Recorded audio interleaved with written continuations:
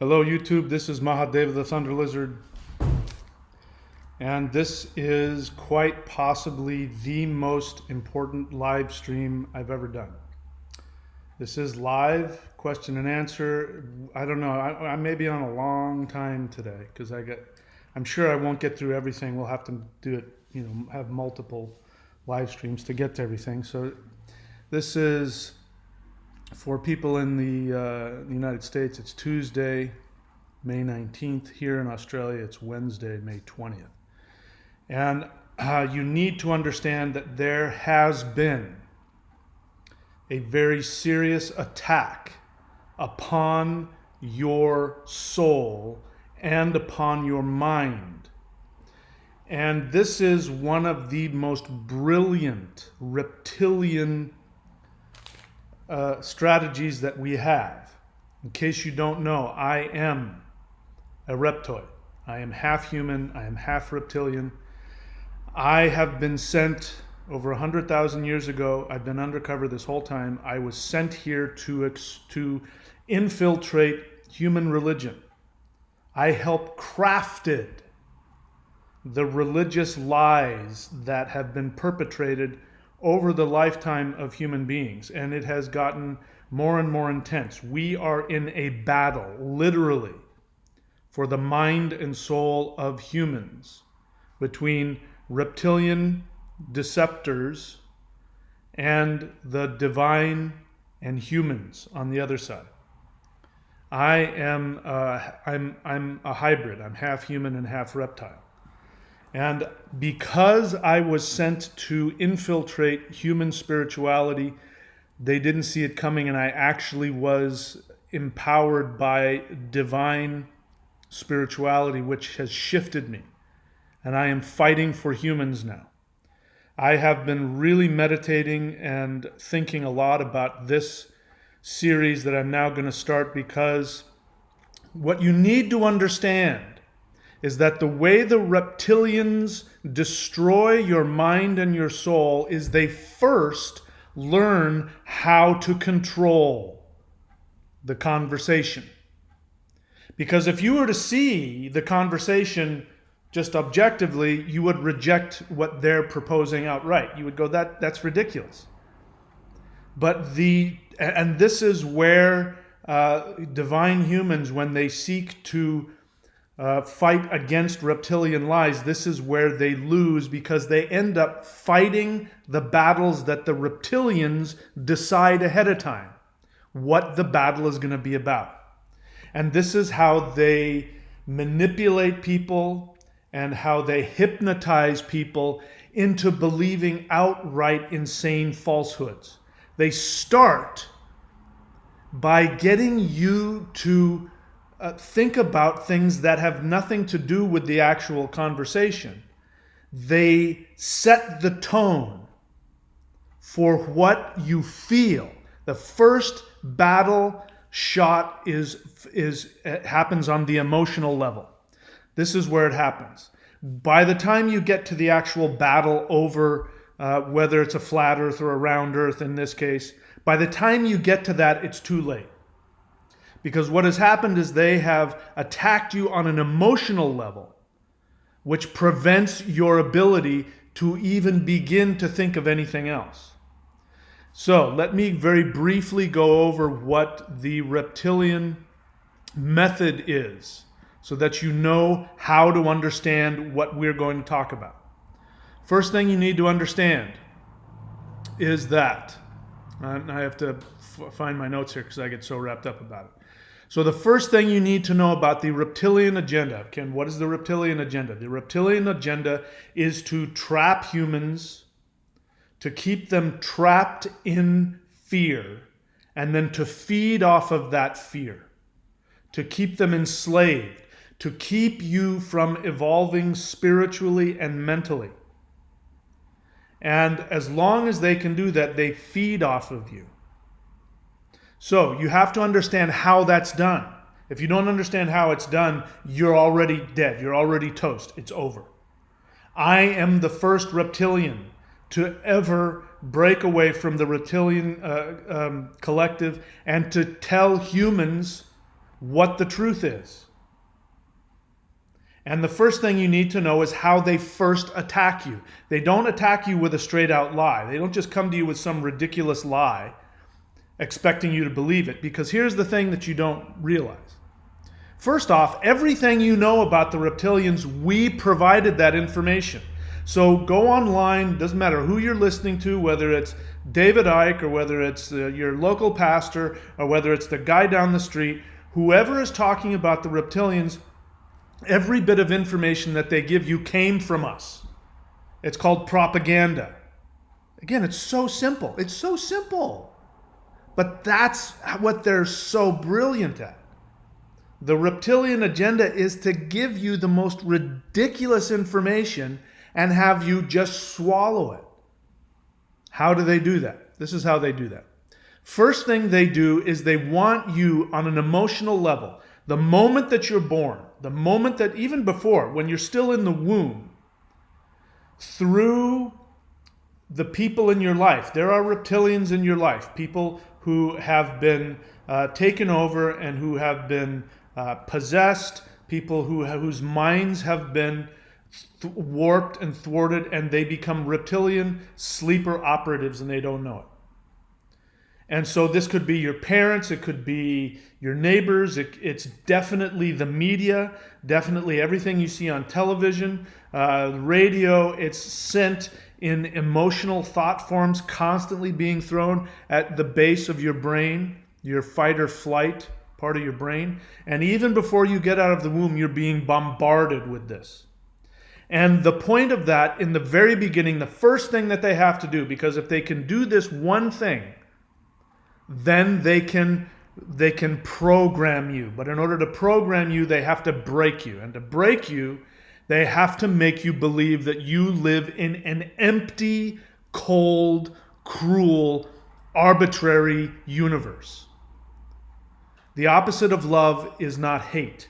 The opposite of love is apathy. The opposite of love is when you feel you don't exist, that you are a tiny, insignificant nothing. And that is the first thing they do. They do it as soon as you come out of the womb, you are being bombarded with this. Even somebody picking you up, holding you, loving you, smiling at you, they are sending this reptilian virus into your brain so that you will believe that you are empty and that you are meaningless, that you have no place in the world, that you live in an empty vacuum of loveless nothingness. That is the worst possible thing. And that's what they do to you first. And when they do that, and they do it right, depending on how many reptilians are around you in your household, then you become hungry and needing to fill that void within you. Human beings left to themselves, if they're not interfered with by the reptilian agenda, human beings know that they are loved. They know that they are powerful, that they are spiritual beings connected to infinite divine love. They know this instinctively unless they are programmed out of it. Now, once that happens and you believe on an unconscious, you're not conscious of it, on an emotional level, this is very important, on an emotional level, if you can, those of you listening to me, how many of you believe that you live, forget about what you think you know, forget about what you believe. What do you feel? Do you feel like the universe is a cold, empty, cruel place? Do you believe that there are evil beings out there? Do you believe that there is a devil out there seeking to devour your soul? Then you have been programmed. I'm not saying whether the devil exists or not. Evil definitely exists. There is a conspiracy to destroy you and destroy your divinity. I'm just wanting you to get honest with your feelings. Do you feel that? Can you feel that at any moment, absolute emptiness, a black hole of emptiness could consume you and take you away from love, take you away from security? Can you feel that? Have you ever felt like that? Of course you have. That's the reptilian conspiracy. And if you listen to it, and again, as if you're a little tiny infant, it's very hard. It's almost impossible to resist it. But once that gets in, then what ends up happening is that then you are desperate to find some stability. Now, the next thing they do, once they've created within you this feeling that you are small, insignificant, that you are not loved, and you live in an empty, cold, cruel universe, the next thing they do is they destroy your ability to trust truth. When truth is given to you, you can't trust it. Trust, truth. You can't trust it when it comes to you. Then what ends up happening is they come in and through your parents usually, but they'll do it with anybody. School, religion, you have school on one side, religion on the other. You have two different, there's a reason why there's two parties in our political system. There's a reason why. At the very least, you're a tiny infant, you're filled with this emptiness. Your parents, who are your only source of love and protection, and they fight in front of you. Maybe you don't see them, maybe they hate each other and you don't see that, but they feel it, and this battle, and then you get confused. Now you don't know who to believe, you don't know who to trust. So you're empty, you're spinning in this emptiness, at least you feel that way. It's a false feeling, but you feel that way. Then you're told that you can't believe anything that you're told. Truth comes to you and you can't believe it. Then you get confused, you don't know where to go. Who to believe. Then what they do is they push on you to respond out of your emotional need for comfort. Then your entire existence from then on is about your need to fulfill whatever emotional impulse you have. Now, why is that important? That is important because then once you are operating fully from needing to have your emotional need for love and security, which becomes the most important thing in your life, you don't know what information is true and what information is false, you don't know who to trust, then what ends up happening is that they destroy your ability to have innate human critical thinking. Critical thinking is the ability to hear information and use your common sense, your divine mind, to be able to say, that doesn't make sense. Or, you know what? That makes sense. When you don't have that ability, you don't have critical thinking. When you don't have critical thinking, it means that you choose to believe things out of a need to feel loved. I'm going to say that again. It's incredibly important you understand this. The most important drive you have is to feel loved. If you have never gotten it, if the reptilian agenda has been so successful that it has taken away your ability to feel loved, then they will destroy your ability to think critically. All right, so I see a lot of people coming on. I want you to know this is a question and answer. I would really appreciate it if everybody held off on their comments until after I have presented this and I'm ready for questions. You can show me you're not a reptilian by being able to suppress your impulse to write whatever the hell you think you need to write right now. This is really important. You have to listen to what I'm saying. When your entire need to attach yourself to a belief is based on your need to feel loved, you can be manipulated.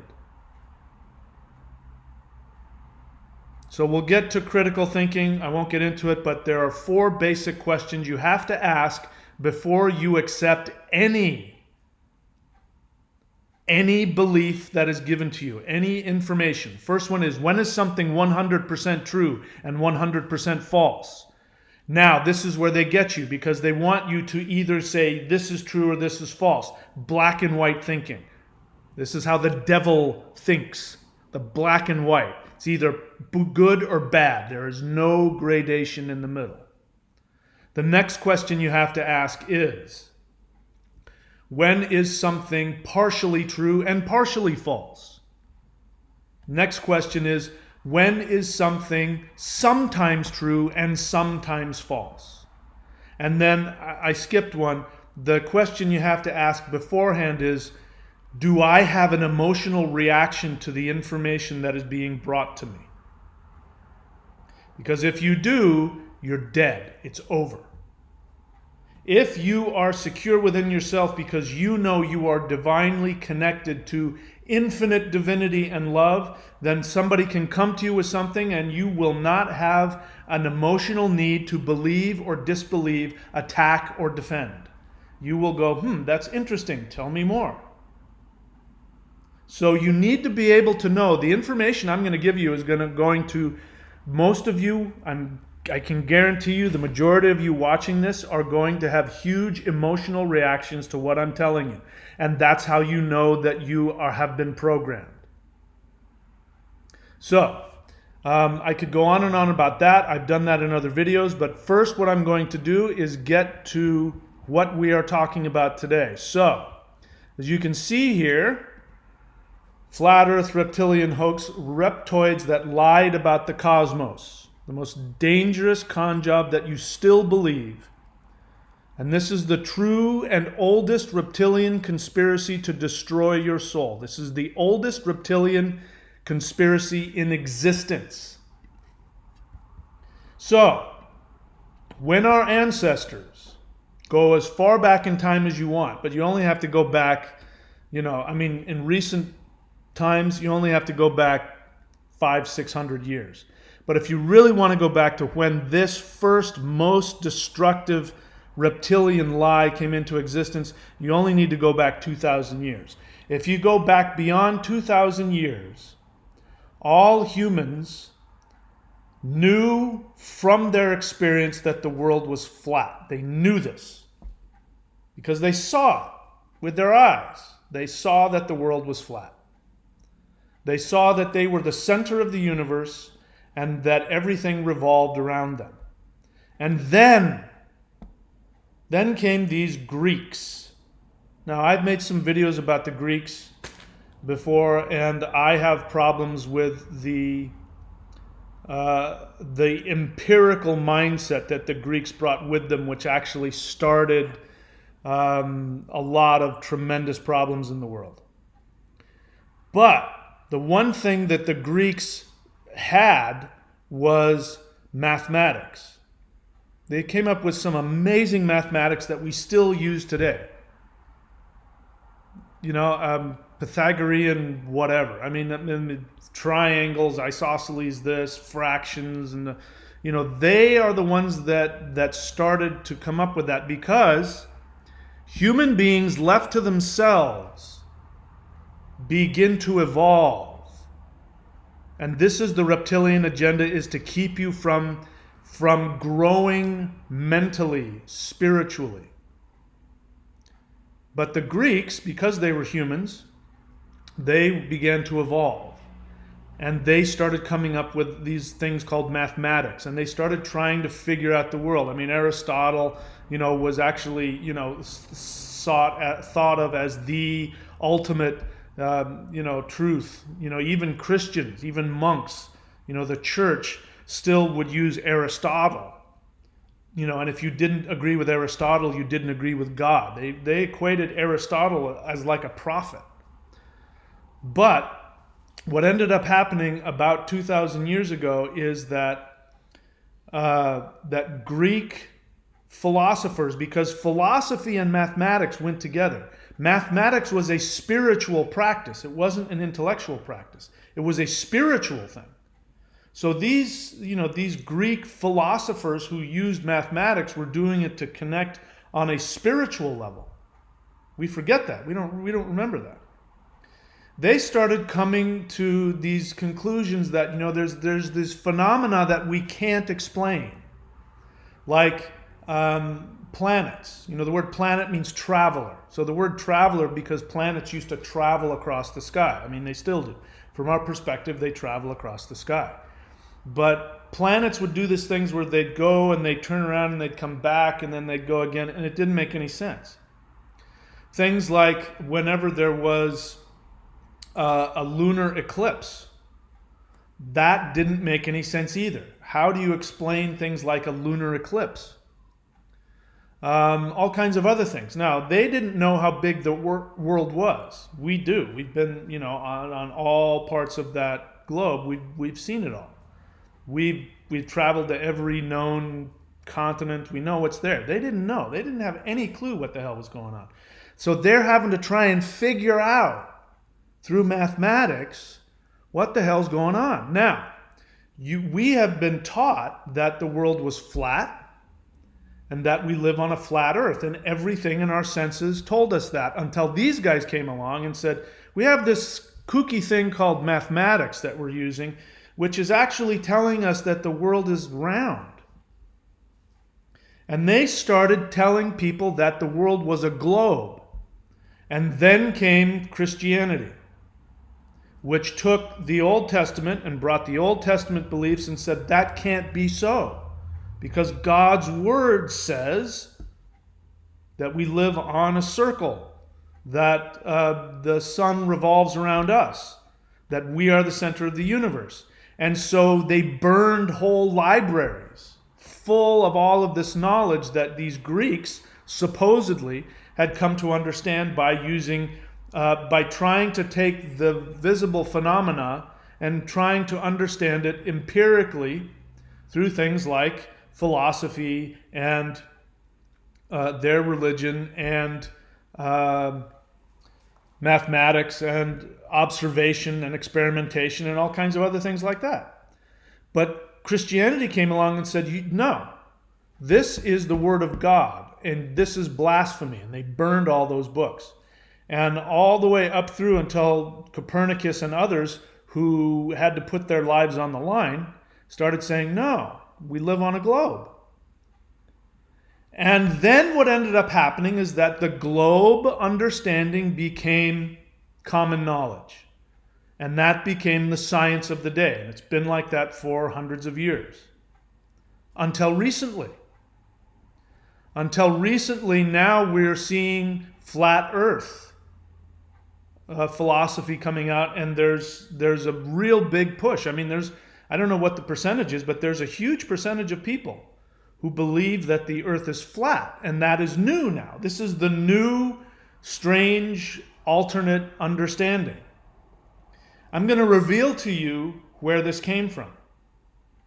So, I want to show you two reptilians that you don't know exist. So, first off, we have to get out of the discussion of trying to prove or disprove whether the earth is round or flat. That is what the reptilians want.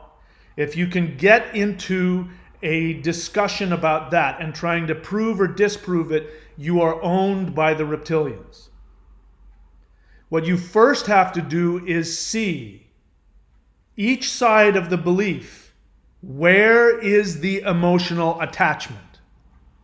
Because if there is a strong emotional attachment, that emotional attachment will show you where the reptilian belief is.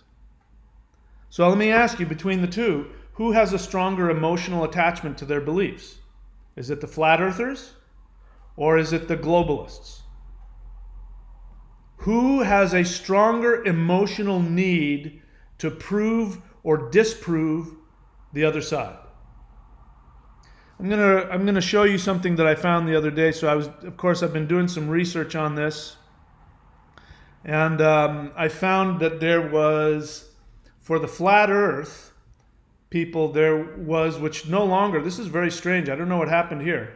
The Flat Earth International Conference. So what I'm going to do is I'm going to read what they say about it, and then I'm going to go back and start talking about some things I've said to you before, so you can put all this together.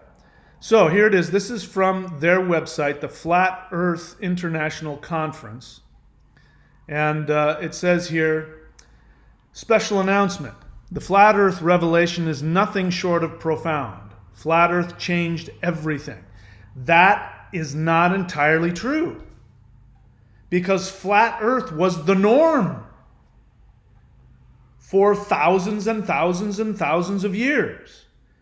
The globe Earth came in and revolutionized everything for a short period of time, and then the flat Earth philosophy came back and suppressed it, literally killed people, put them on the stake, tore their flesh off for believing the Earth was round, and then the Earth was flat again.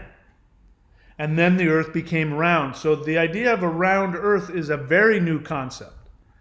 The round Earth changed everything. The flat Earth is what has been forever. So that is not accurate. 2015, he says, I started my YouTube channel, Celebrate Truth, in order to promote God's own testimony concerning his creation. He tells you right up front, the flat Earth belief for him has to do with God. Without God, he doesn't have a need to promote flat Earth. So what is God? God is Jehovah. Jehovah is translated as I am that I am. Jehovah said to Moses, according to the Abrahamic tradition, I am that I am. Thou shalt have no other gods before me. He says, if you follow all of my commands, then you love me. And if you love me, I will bless you. And he tells all the ways he's going to bless you if you love him. The way you show him that you love him is you follow all of his commands. Then he goes on to say and says, if you do not follow all of my commands, you do not love me. And if you do not love me, then you hate me. And if you hate me, then I will curse you. And he tells all the ways he's going to curse you and your children forever and ever and ever. This is the being behind the flat earth. It's very clear. This guy, who is the person who brought together the Flat Earth International Conference, says so very clearly. I started my YouTube channel, Celebrate Truth, in order to promote God's own testimony concerning his creation. And by 2017, I put on the very first Flat Earth Conference in the world at the Embassy Suites in Raleigh, North Carolina, USA. The following year, the FEIC made another first when arriving in Canada. Blah, blah, blah, blah, blah. I can't help but think of all the media exposure. This guy started something that has gone through all of the media. People are coming to the flat earth philosophy. They're waking up to it because of the media, because of YouTube. People can freely come and hear these things that normally would be seen as ridiculous or forbidden. You can't hear this in school, you can't hear this in university, but you can hear it on YouTube.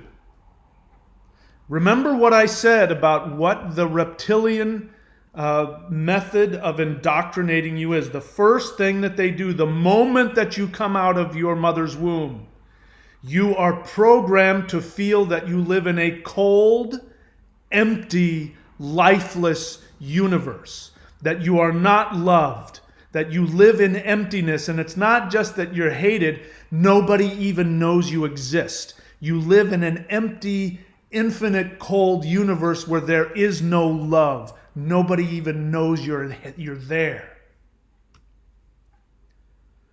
So, why is that important? Many of you who follow me, I know, are flat earthers. I know that. And many of you who follow me love when I come down against religion because you don't like being controlled. You don't like being trapped in a matrix. And you love it when I come to defend you against the reptilian belief of Jehovah. The victim mentality created by Jesus, who teaches you how to be a victim and a doormat. This is reptilian. From the essence of reptilian conspiracy to destroy you and feed off of you and keep you in fear. If you don't believe in Jesus, what's going to happen? Not only will you not go to heaven and be with God, you will be tormented for eternity. Even there, the need to feel loved and exist, even there, the reptilian philosophy of Jehovah says, yes, we won't just snuff you out of existence. We'll keep you alive, and we'll focus all of our attention on you while we torment you forever. That is better than not being loved at all. That's much better. Because at least somebody's paying attention to you. Now, for those of you who are flat earthers and you hate religion, and you say that religion is out to destroy you, and you fight for knowing the truth, you believe that you've been lied to. Let me show you what the flat earthers believe. Let me see if I get to it here. The flat earth, let's see, we got to get to... I've got a lot of stuff here I got to show you, so I got to scroll through it here. So where is it? Where's the Satan flat earth? Where is that? Flat earth. I forget. Let's try here. Is this it? Nope. Is this it? All right. This is one. We can start with this one. This is from a flat earth website. It says, what's the most valuable thing in the world? You are. Because you are the center of God's creation. You are not on a spinning ball hurtling through a vast, godless Big Bang universe. God created you, and you are on a stationary flat plane as described in the Bible. Why is that important? People have been interviewed. Like if you see interviews of people who become flat earthers, many of them will say, I was skeptical in the beginning. I didn't believe it. But the more I looked into it, the more I researched it, the more I came to believe that that was the case. And then what you'll find is, in all of them, every single one, they will say, flat earth philosophy gives me purpose. It makes me feel connected. It makes me feel safe. Do you see how this deception has worked? First thing that they do, the moment that you come out of the womb, the reptilians seek to destroy your innate connection to the divine so that you will feel that you don't exist. You will feel that you are tiny, insignificant, unloved. You carry that around with you, and then you go to school and they tell you you live on this tiny little ball in this huge empty universe filled with space. We're the only planet that has life on it. There's no other planets out there with life. And if you really start to think about it, it gets really frightening. You're on a ball and it's spinning around another big giant gassy ball, and that whole thing is spinning around and hurling through the universe at thousands of miles per hour, going who knows where.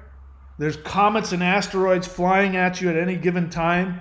I mean, the asteroids killed the dinosaurs. Boom, they were gone, dead, over, and you're nothing. But that's all you have, so that's what they teach you. You don't know what else. And then somebody comes along and says, hang on a second, man. That is not the case at all. You are the center of God's creation. You're not on a spinning ball hurtling through a vast, godless Big Bang universe. You're on this thing. And the sun and the moon are the same size. And Antarctica is a giant wall of ice. Doesn't make sense, does it? Come on, let's be honest. That doesn't make sense. What is holding that wall of ice? Why is it a wall of ice? Why do you have to have a wall? And who put it there? How did it get there? You know, you can say all you want that you don't believe what you've been told, that NASA is lying to you. You can say that all you want, and I won't. But the thing is, they have a model. They can tell you exactly why things are there and what they're doing. You can't explain that, except to say that God made it that way.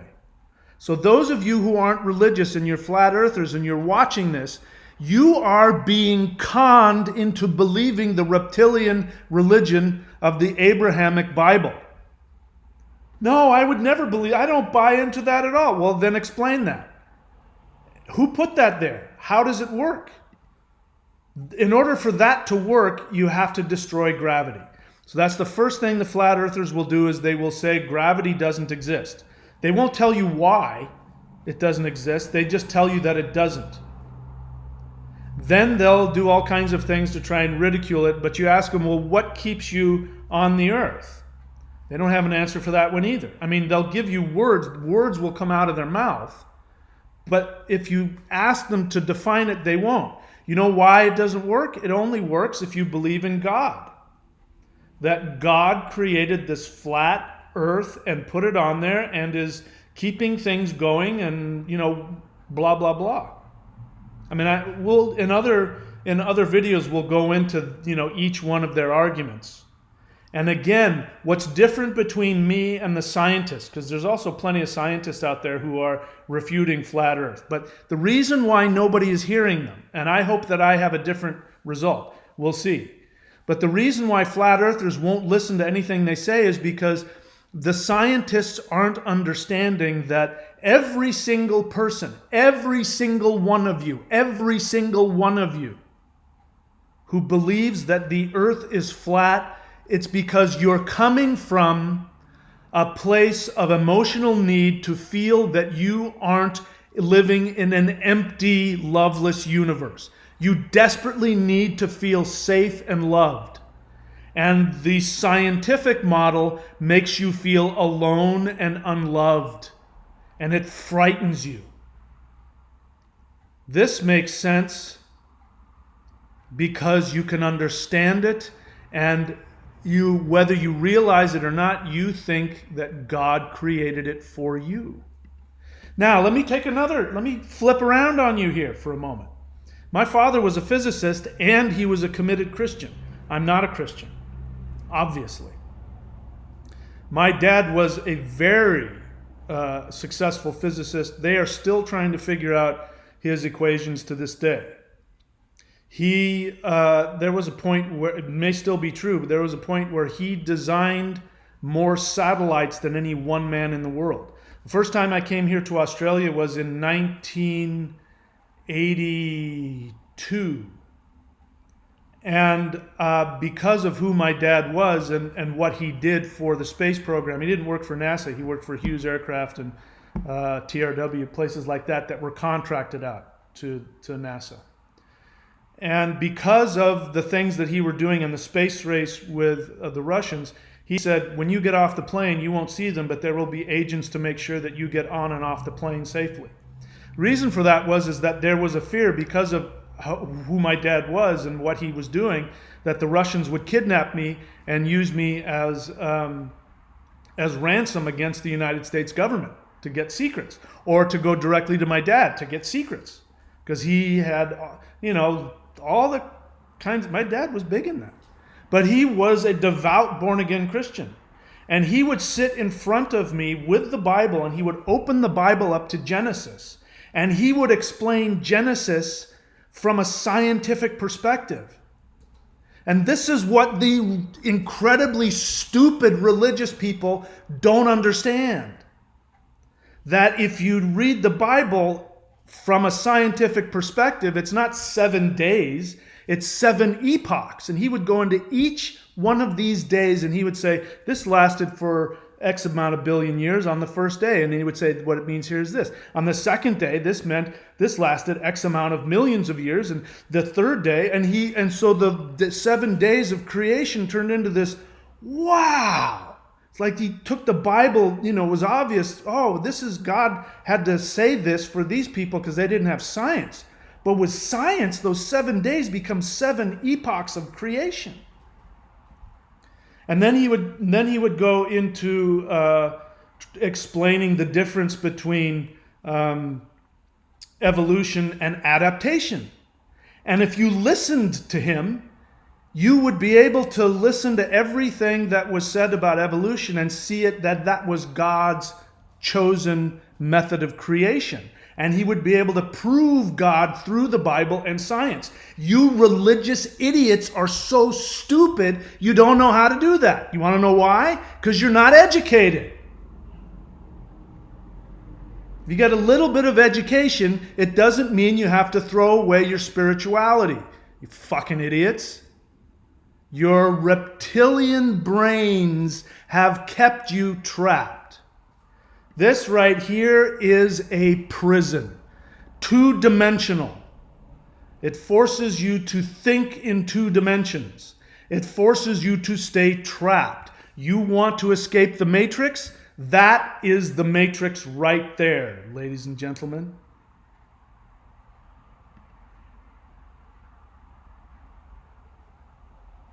You seeing it? Let's go through some more here. I've got so much to say. I'm not going to go into any of this, but here, let's look at this one. The ridiculous stupidity is beyond my understanding. So, this is a flat earth. These are, and I recommend that you do these because it will prove the opposite.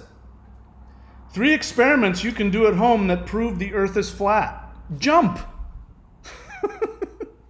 So according to this, scientists claim that the Earth is spherical and rotating at a speed of between 700 and 1,000 miles per hour, depending on your latitude. This is a very high rate of speed. That's twice as fast as a plane goes. A plane goes about 500 miles an hour. This is a very high rate of speed. You can disprove this nonsense by simply jumping up as high as you can. You come straight down to where you were. But if the Earth were indeed spinning at such a fast speed, wouldn't you land hundreds of feet away? Come on! Nobody's that stupid. Nobody. Unless you have an emotional agenda to disprove the only model that makes sense, which is a globe.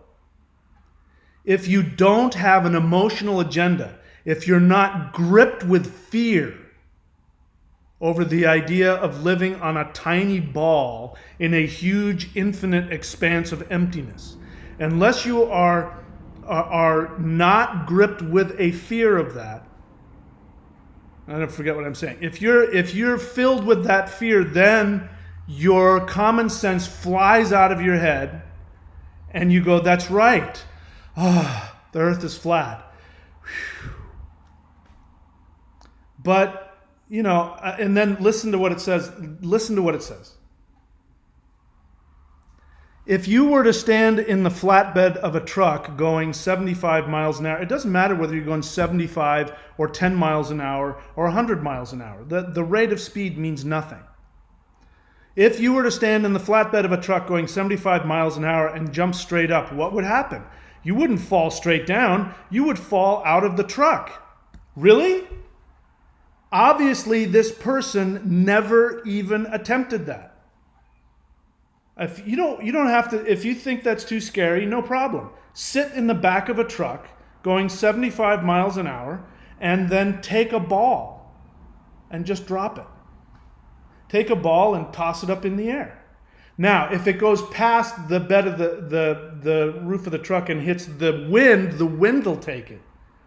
But inside, if the wind is the same, it's gonna go straight down. You can do that. You can be in a truck and jump up and down and you will land right in the back of the truck.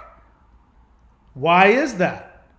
Because the car is going 75 miles an hour, which means you are going 75 miles an hour. When you're going 75 miles an hour and the truck is going 75 miles an hour, when you jump, you will be traveling at 75 miles an hour, which means you will come back down. That is, the idiocy of that. All you have to do is go out and do it, and you can prove that wrong right now. You don't have to sit in the back of a pickup truck. You can do it inside of a closed car as well. The same laws would apply inside of a closed cabin, if what this person is saying, because the moment you left the ground, you would go and go smashing into the back of whatever it is, the back of the plane, the back of the truck, whatever. But just a tiny bit of experimentation, you'll figure that out on your own. This guy has this, it's just so ridiculous. Unless you're so afraid that you desperately need somebody to tell you that you don't live on this, because that scares you.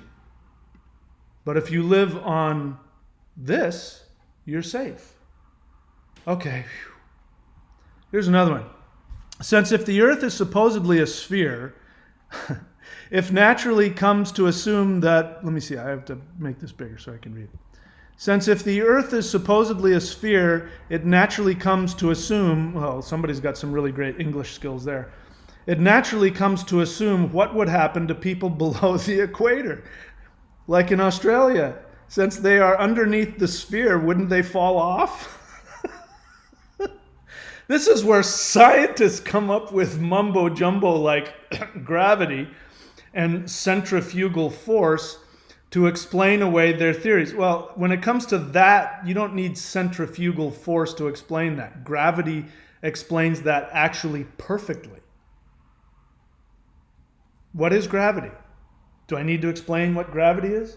Gravity is you have mass, and so the center of the mass creates the greatest gravitational pull, which creates what?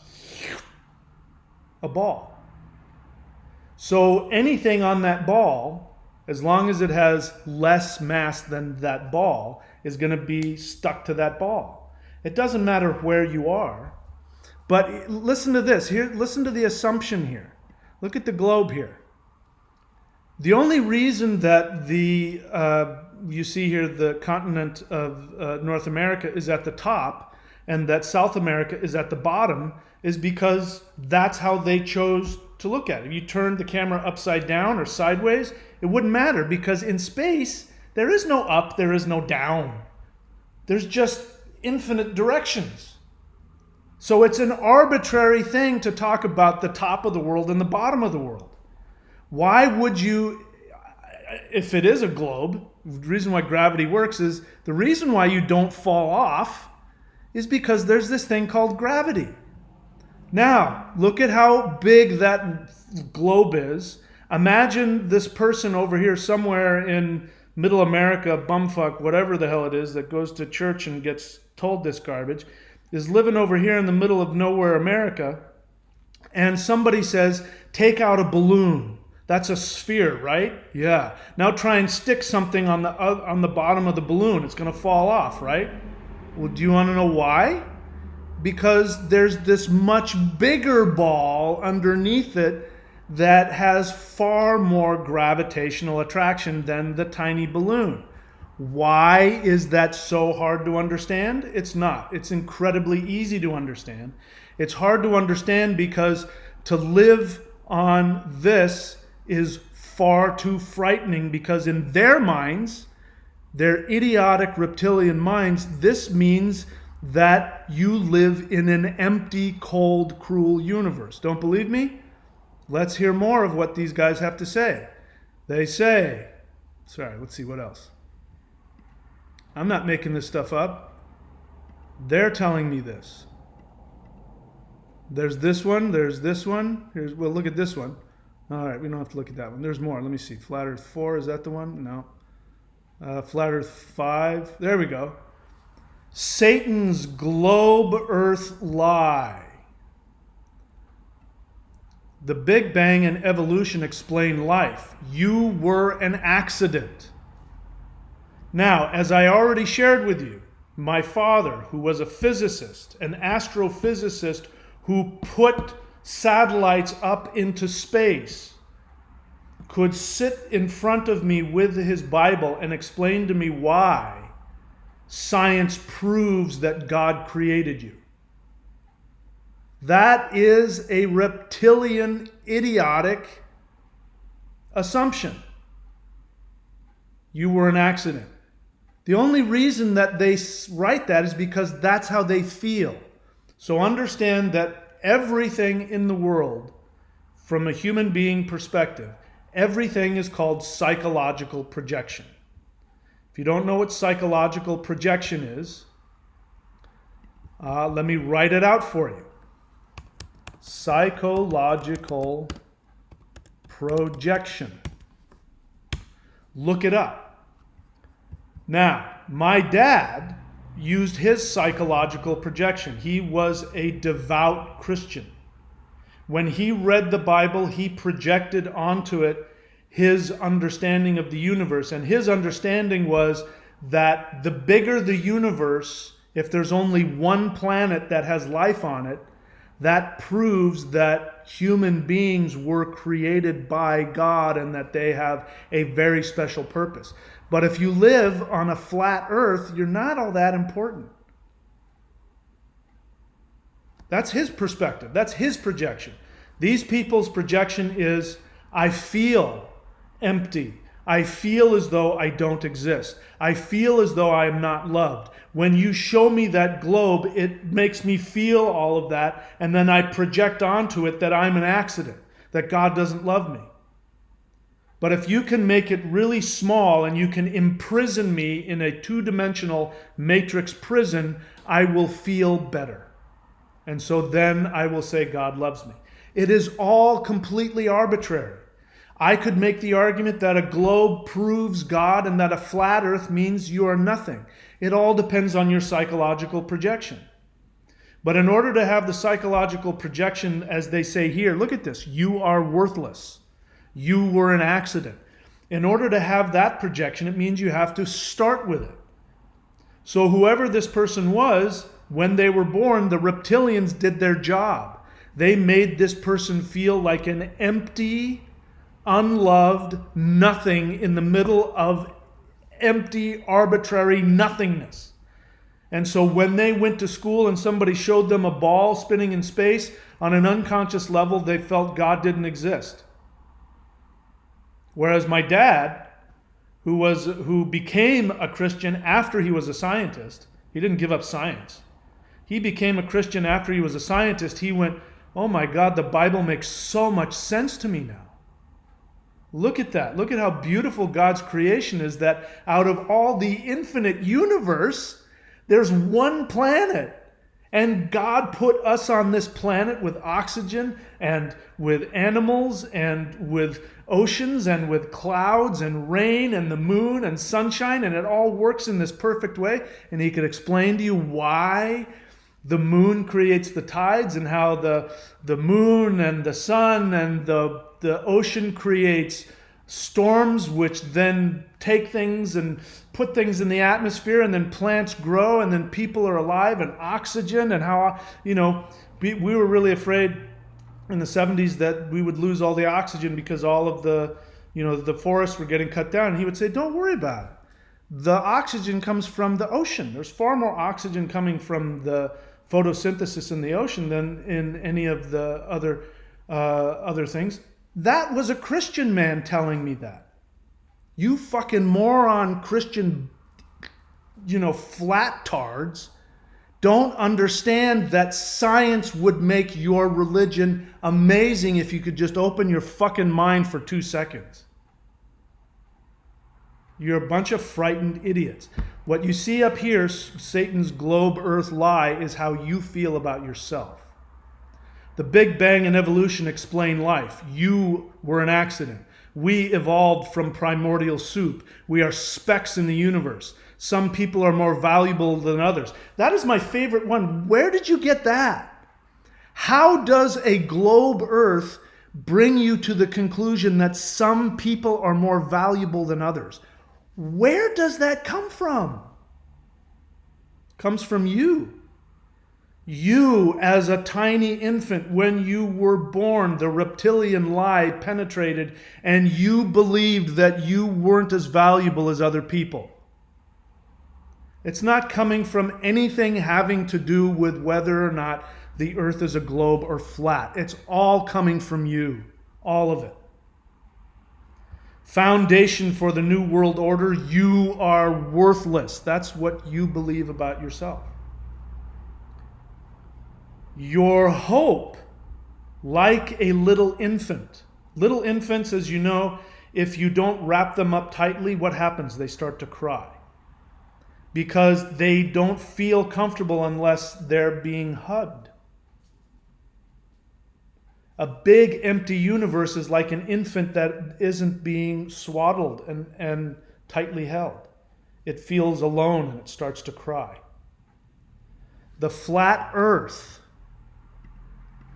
The flat earth creates a small, domed place to live where you are swaddled. God's flat earth, as it says here, creation is the only explanation. We are incredibly valuable because you're being hugged. You're being hugged by that little flat earth that has a dome on it. There's no mean emptiness out there. It's just God and you. You're a good little Christian. God loves you.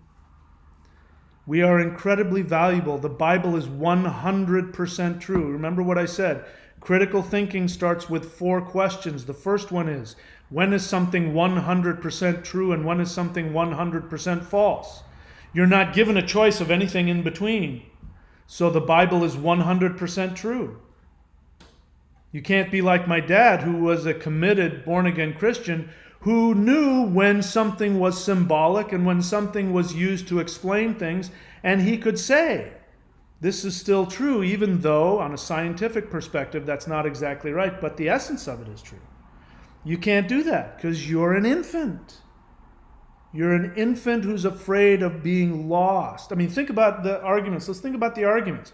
If the earth is spinning as fast as it is, how come we don't fly off? Well, gravity.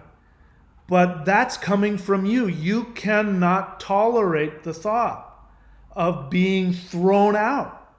You are unconsciously fearful that you will be thrown out, just like Adam and Eve, that God will throw you off of the earth.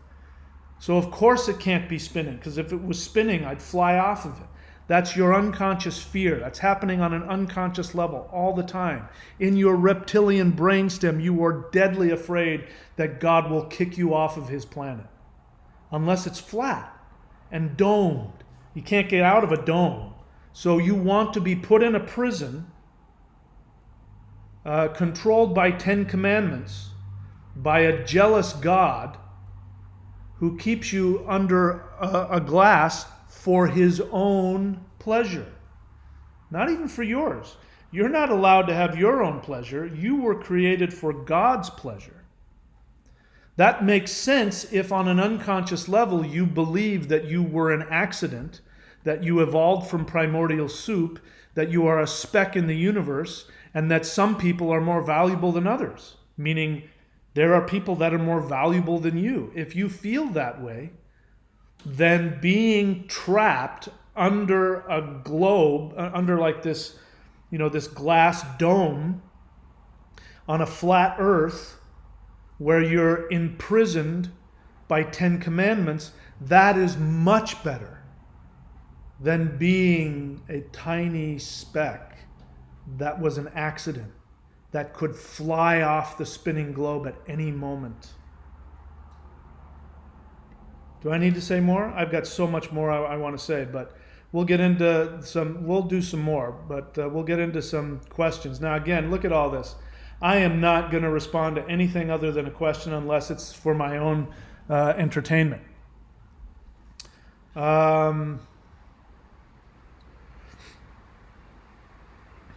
So let's see here. Nothing again. Again, if I'm looking for a question, I'm not seeing a question here. No questions. Bandia Q Army question. On the bigger picture level, taking into account the size and unknown age of our universe, it's not unknown. Science has a pretty good idea of how old the universe is. I don't have that figure in my head, but they know. The size of the universe, they've determined, is infinite. Here's something to rack your brain with. The universe is infinite and flat.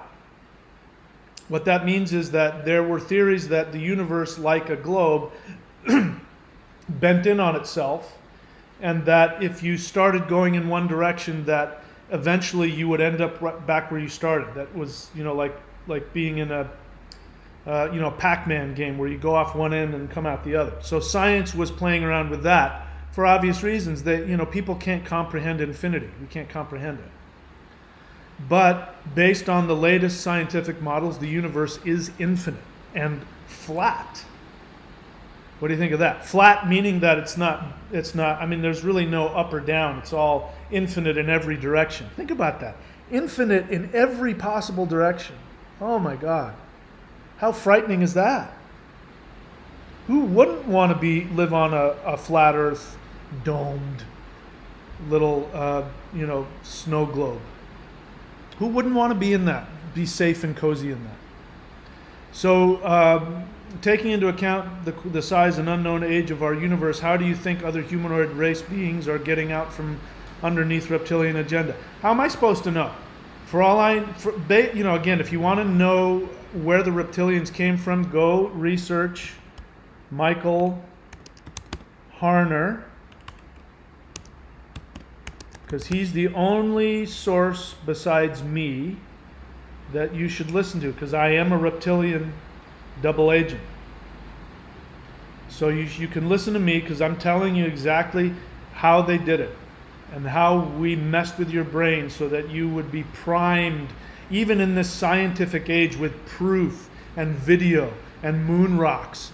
Even though all of that proof is out there, we programmed you emotionally so that you won't believe anything that doesn't fulfill your impulse to feel comforted, just like an infant in swaddling clothes.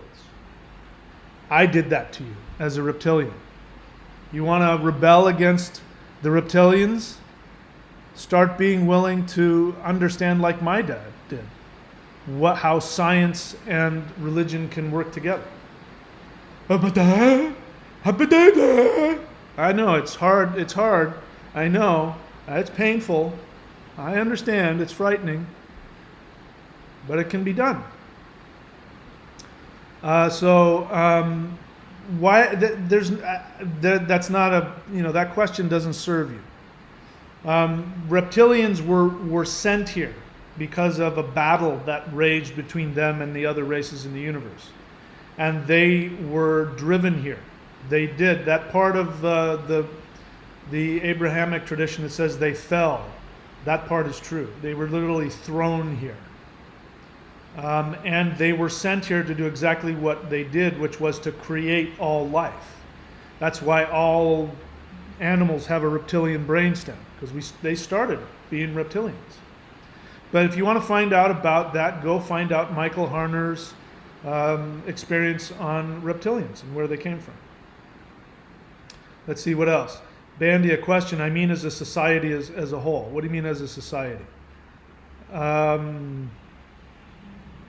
How do you think other humanoid races? I don't know. I don't even know that there are other humanoid races. I heard from one scientist who said, the reason why there aren't any other planets out there is because we're the first. That the universe is too young. It hasn't been around long enough to go through all of the time necessary for evolution to be started on other planets. I'm not saying that's right or wrong, but what if we are the first? What if human beings are the first self-aware, intelligent life that's evolved in the universe? People don't want to hear that either. The wanting to worship the Galactic Federation of Light comes from the same place as wanting to worship the reptilian Jehovah hoax. Comes from the same need. What if you are God? What if you are the source? What if it isn't? You don't have to pray to a Galactic Federation of Light. You don't have to pray to Jehovah. You can tap into your own infinite divinity and evolve on your own. Such blasphemy. I only know that because I'm a reptilian defector. Because that's the reptilians will tell you that. Let's see what else. Iron Bones question, who created the Big Bang Theory? What do you mean, who created the Big Bang Theory?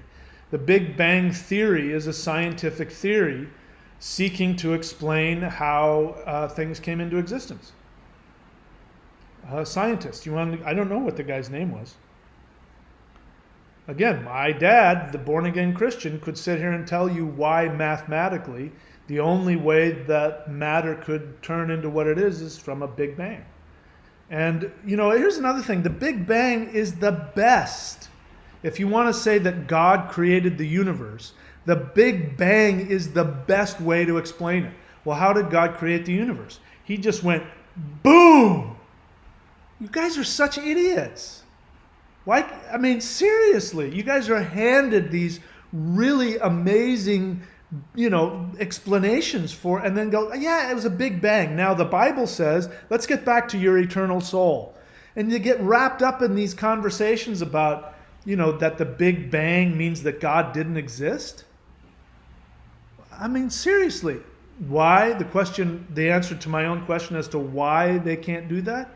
Because again, the idea of a Big Bang. I mean, let's think about the Big Bang for a second. It's the fear of the universe in reverse. The Big Bang says, now I want you to really think about it.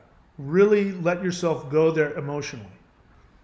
Big Bang says that this infinite universe imagine how many stars, quadrazillions of tons of matter must be out there. And light and energy, dust, gases. Think of all of that. I mean, I can't even comprehend, 10 square miles. But imagine an infinite universe. All of that went into infinitesimally small, smaller than we can imagine. Infinitely small means infinitely small. Actually, I don't know what the actual size was. They may have come up with what they think the size was. But whatever it was really, really, really, really, really, really small. And super, super, super, super dense. That is frightening also. Because that means in an infinite universe that we have now, if you're in it, it means you get lost. You get lost and you have no significance. If you were created in an infinitesimally small, infinitely dense point of space, that means that you were smashed into nothingness. No matter how you look at it, it frightens the hell out of you, and that's why these reptilian religious people can't believe it. It has nothing to do with what makes sense or what doesn't make sense. It has to do with how frightened you are and how you feel that you are not loved and that you do not exist and that you don't matter. It says so right there. I mean, do you want me to read it again? They say it really clearly. They say, if the world is flat, then therefore the earth is flat and motionless, was created by a loving God. The globe is a lie built on satanic, Freemason, it's good if you learn how to spell too, Freemason, Kabbalistic paganism. They are hiding God. The Big Bang and evolution explain life. You were an accident. God's flat earth. I mean, it's just so clear. God loves you. One, if you believe in one, it means that you believe you're worthless. And nobody wants to believe that. If you believe the other one, it means that God loves you. I would say the other way around. I think these people are confusing being held captive as love. Freedom is so frightening to them, it makes them feel that they're unloved. So they would rather be held in a prison than actually being given freedom. That's the way I see it. Again, if the law of projection. Everything is your projection. Right? What else?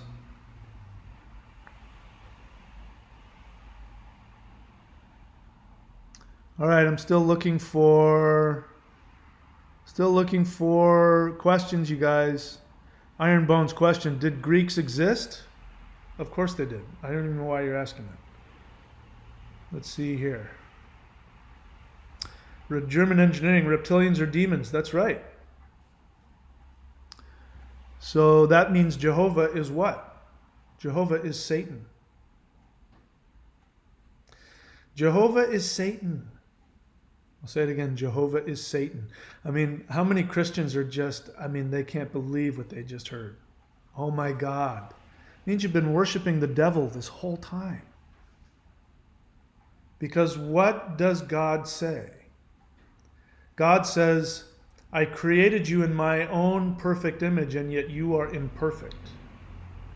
Jehovah says, I give you free will, and yet you are not powerful enough to save yourself. Jehovah says, you are born in sin, not by anything you did, but by your parents, Adam and Eve, and yet I hold you responsible. The New Testament is very clear. It says you cannot avoid sinning. If you're human, you are imperfect and you cannot avoid sinning, but you will be held responsible. And yet you have free will, and yet God chooses who he will. It's the most intense mindfuck. That's exactly what I just described is exactly what they do when like if they take you prisoner, like the KGB, they fuck with your mind exactly like that. No difference. Zero difference. It's the devil. Jehovah is the devil.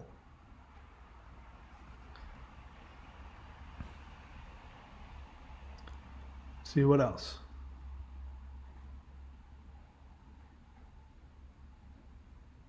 No more questions? Come on, you guys got to have some questions here. All right, so Sergio Santos. So the question of, let's see if we can get up that picture. Where is it? Is it that one? No.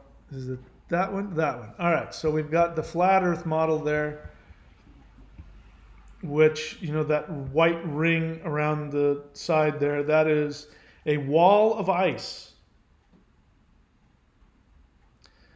Again,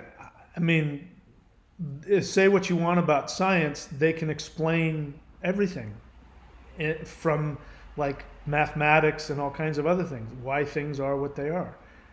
I have yet to hear a flat earth person explain why there is a wall of ice and what keeps that wall of ice there. How does it regulate its temperature? The only way to explain that is that that's the way God made it. By the way, before we go any further, I didn't even get to what I wanted to get to. Maybe I'll have to do this over again and start over from the beginning. The two reptilians who started this. Now, those of you who are flat earthers and you're not religious, think about all the things that you've been told. There's that famous equation that flat earthers throw out about how, if the earth was round, then this particular... See, I've got it written here. I might as well just go ahead and say it. There's an equation that they quote, which is 8 inches per mile squared. And if you use that 8 inches per mile squared, then, and if you use that equation, it is absolutely correct in that it is impossible, that you would not be able to see anything. You wouldn't be able to see things miles and miles away. That is absolutely true. Let me bring those up. But what they're not telling you is that equation is actually a con job. That equation is accurate except for one thing. It doesn't describe a globe. It describes a parabolic. That's parabolic.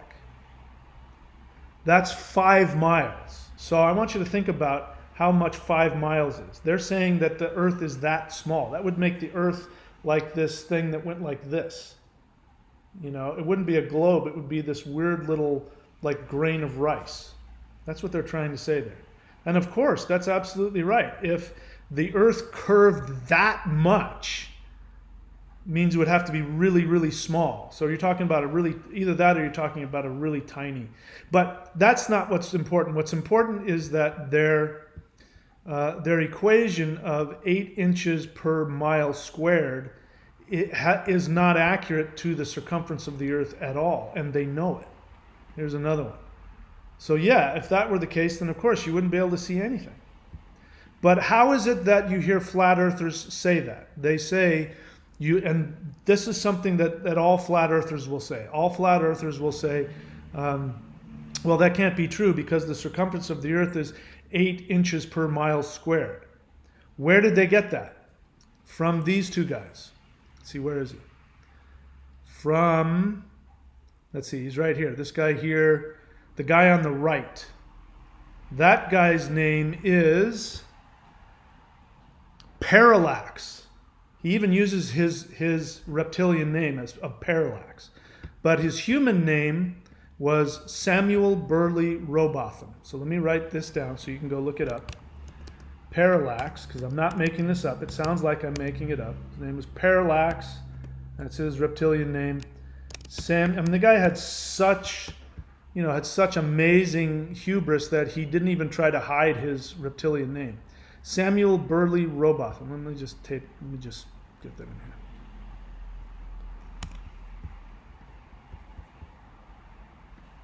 All right. Boom. Samuel Parallax with 2 L's. That guy. Samuel Burley Robotham, the guy in this photo on the right, is responsible for that equation, 8 inches per mile squared, and he knew it was a false equation because he knew that that did not accurately represent the circumference of the earth. He knew it. And he was hoping that you would be stupid enough not to research it. Now, he was alive, or he wrote his book, Zetetic Astronomy, in 1881. This book right here. I'll show it to you. Zetetic Astronomy. He wrote that book in 1881.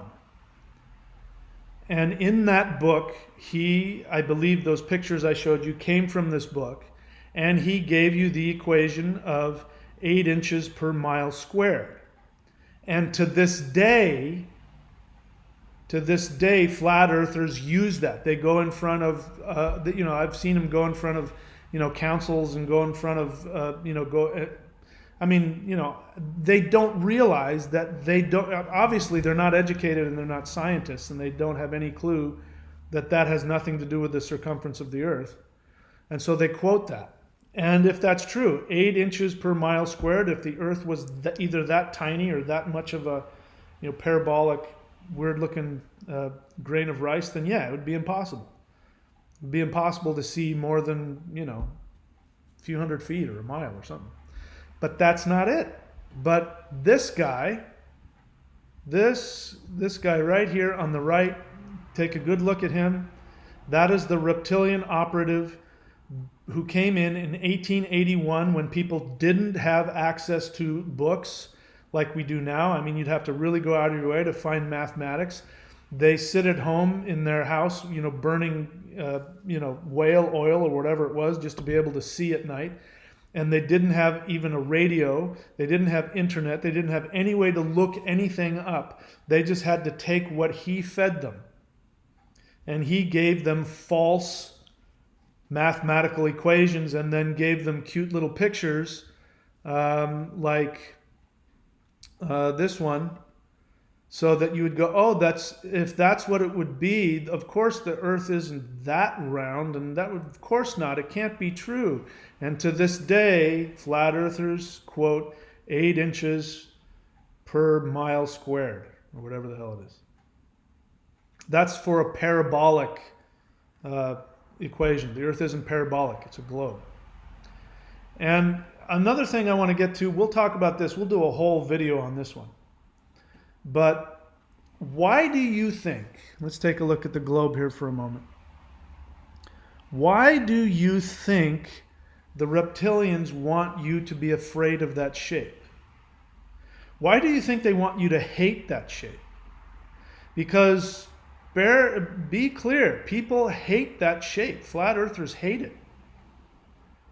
Because, as I said, it creates tremendous fear. Why does it create such fear? Because that shape has power. That shape has the power to transform you. I teach this all the time. If you do this is a Qigong practice. See what I'm doing with my hands? I'm creating an energetic globe. That is the fusion of yin and yang. Do I have the yin-yang symbol here? I do. I'll show it to you. I want you to understand that the yin-yang symbol that you're looking at here is, in fact, a two-dimensional. But it's not two-dimensional. It's a globe. It's this. This is yin. This is yang.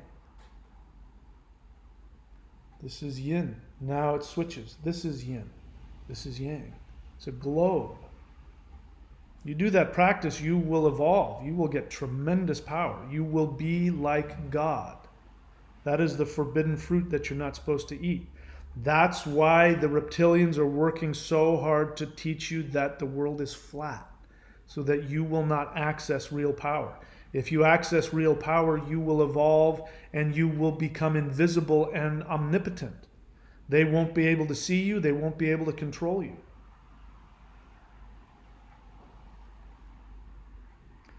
Only way to know that is if you've found that power. And most people haven't, so the reptilians come in 1881. This guy on the right, comes in 1881, Parallax, one of the most influential reptilians that ever walked the earth, and he gives this book, and he uses just enough science to convince the uneducated who can't go on the internet, or can't easily go and look things up in a book, or can't easily walk to a university and talk to a mathematician. And bear in mind, nobody had gone into space yet. So when this guy, the guy on the right, Parallax, when he was around, people hadn't been in space, so nobody knew. And so the idea that the world was a globe was just taken on faith. That was true then. People just had to believe it on faith. Sure, there were all kinds of things that pointed to it that are unassailable, like what creates lunar eclipse? There's only one explanation. Which, let me show you that, the lunar eclipse. This is one of the funniest ones right here. The lunar eclipse. Where is the lunar eclipse flat? Come on, I'm going to try. Where's the lunar eclipse explanation? It's got to be up here. Moon flat. No, not that one. Flat Earth moon. Is that it? No, that's another one. God, I could just go on forever. Where did it go? Flat Earth eclipse. There it is. All right, so take a look at that. Now, when you ask a flat earther, tell me what's going on in terms of a lunar eclipse, this is what they'll tell you. That there's an unseen light blocking object between the sun and the moon. Well, if you took that flat Earth disk out of there and instead put that unseen light blocking object and turned it into the Earth, then you have your understanding. Of course it's unseen. The unseen light blocking object is the giant ball you're sitting on. Of course you can't see it. You're on the shadow side of it. The sun is over here. It's hitting this side of the Earth. And then the shadow on the other side is hitting the moon. That unseen light blocking object is in fact you on the Earth. That is the only explanation. Ask them, they'll say, yeah, there's something we don't know about. And again, here's the weird thing about it. And these are you people who are flat earthers, this is obvious that you have an emotional attachment to your belief that's not rooted in anything other than whatever emotional pleasure you get off of your belief. Because the whole thing you want to do is disprove the globe theory. So every chance you get when there's any hole that you can find in the globe theory, which again just means you're not educated in science to know the answer, but if it doesn't make sense to you, like, why don't we fall off the Earth? Or when we go down below the equator, how come we don't fall off? Well, because there is no up or down. That, you live in infinity. There's no such thing. There's gravity. That explains it. But the reason why you're looking for every single little hole, I forgot what I was saying. You're looking for every single little hole in there is because you have an emotional attachment to the belief that you have. Because if you didn't, and you said, well, when I go down below the equator, why don't I fall off? People would say, oh, there's this thing called gravity, which is the center of the ball is attracting everything no matter where it is. You would go, oh, that makes sense. But you don't say, oh, that makes sense. You go, I refuse that, because if that turns out to be true, then I have to accept that I live on a ball in the middle of an empty universe and I'm flying through it. It scares me. Wrap me up in the blanket. Wrap me. Okay, the world's flat. And there's a dome that nobody's ever seen or touched, but it protects me from, and it's flat. And it's the only explanation. The only explanation for you accepting, for accepting a theory that has no working model in place of a theory that does work, a model that does work, is that you have an emotional attachment to believe what you believe. And that's why you're impossible to talk to. Because what's happening is that the reptilians have set it up so that when reptilian flat earthers come out and say, well, explain this, well, explain that, well, explain this, the scientists are forced to try and deal with an irrational baby that's crying and screaming. You can't. You can't fix them until you wrap them up. And you have to become an adult to understand science and understand that there can be a spiritual reality and there can be science. You have to be an adult to do that. If you aren't willing to become an adult, or if you're not capable of becoming an adult, then the only thing that you try and do is you have to placate the baby. Say, yeah, it's flat. Here you go. Let's wrap you up. It's flat.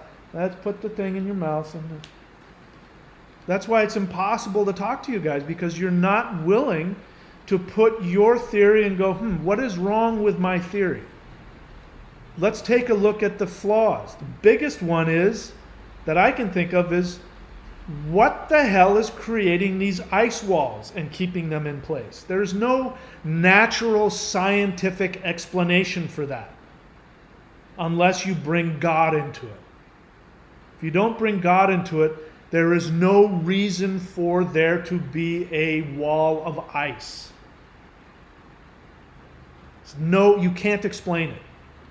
And that's why whenever somebody comes back with video of the South Pole, you say that's fake. Because again, that's your only other one too. Well, in 1881, when this book was written, there was no way to get out into space to look at that globe. It was impossible. There was no way to do it. So you could have said back then, okay, I'll tell you what. When you can get high enough up to see, then I'll believe it. Go and take some video. Go get some pictures. You know what? Forget that. If you go all the way to the moon and get some moon rocks and bring those back, if you can do that, then I'll believe you. And all that was done, and then you said, nope, that was fake. The only reason that you would have that kind of irrational response is if you had an emotional attachment to believe that you were safe. It's the only explanation.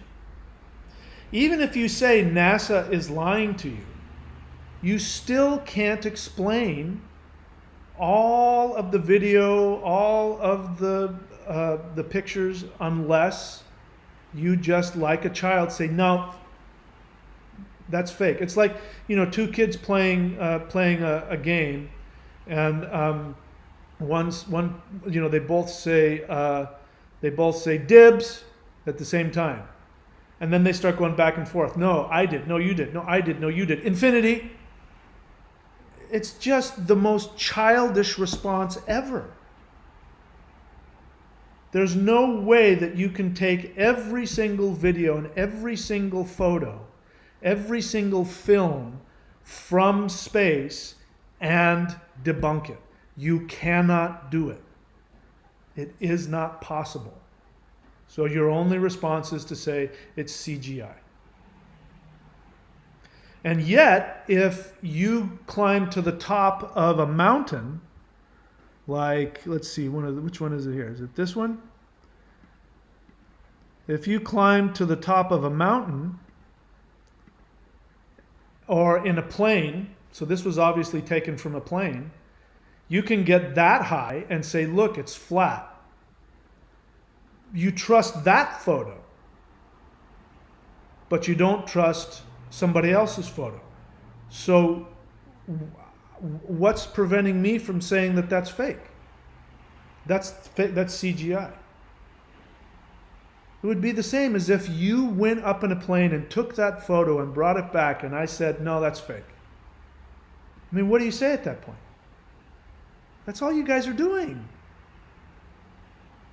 The only reason that's going to happen is if you have an emotional agenda to do it. And if you have an emotional agenda to do it, it means that on some level you are a crying infant who wants to be swaddled in his clothing. No other way to explain it. Electromagnetism is what keeps us on this plane. Really? That is just a word. That doesn't mean anything. Electromagnetism doesn't keep you on a plane. In fact, I'm going to use your argument against you, Sergio Santos. Electromagnetism is what keeps us on this plane. Another thing that flat earthers will say is that water always finds its level. Water does not bend. So hear that one again. Water does not bend. Another one is, how is it that water, how come water doesn't fly? You know, these kinds of things. How come we don't see, you know, that clouds, blah, blah, blah. Actually, that doesn't make, even that doesn't make any sense what they say. All right, so water does not bend and water always finds its level, right? How do you explain this? That right there is a globe, a bunch of little globes of water. Do you know what holds the water in the shape of a globe? You ready? Electromagnetism. The electromagnetic bonds of the molecules inside that water droplet hold it together. That is the most energy conserving shape that it can take. Don't believe me? There's another one. Don't believe me? There's some more. Look at that right there. This guy is actually, this comes from a video of a guy. This is a really funny story. The guy who made this video is a comedian. And he was making a parody, a sarcastic parody of the idiocy of flat earth arguments.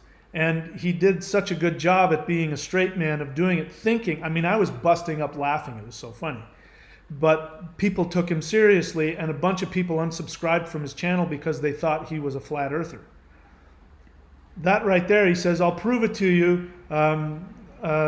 Water finds its own level, and then he pours that on there, right? And of course, the water, of course, doesn't stick, which is a flat earth argument, which is, all right, so if water is sticking to this globe because of gravity, how come I can't make water stick on this ball or on this orange?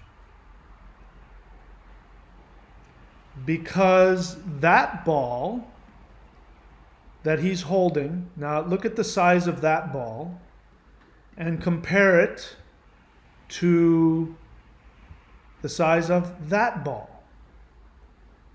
The size of this ball is so much larger and denser than the size of that ball, that the water that would want to stick on that ball is what? If you look beneath it next to that arrow, it's being pulled past it to the other big ball that man is standing on, who if you tried to, you wouldn't be able to see him. He would be so infinitesimally small as to be absolutely 100% insignificant when it came to comparing him to the force of gravity of that giant ball that's pulling him down.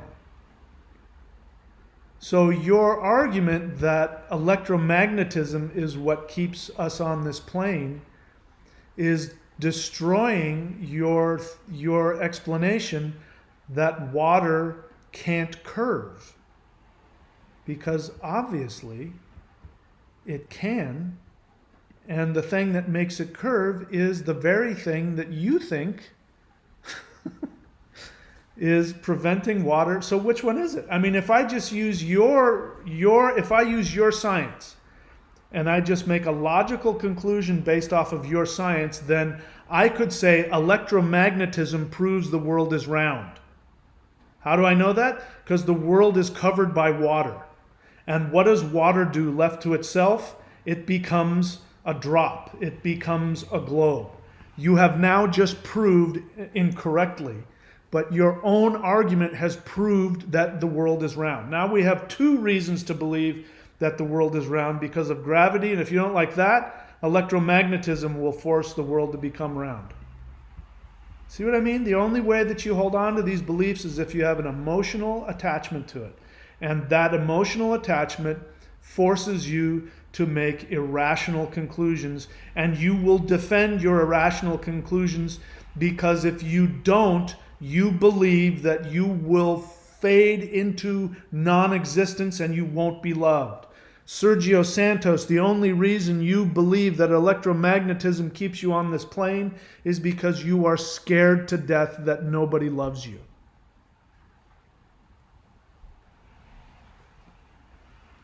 All right, let's keep going.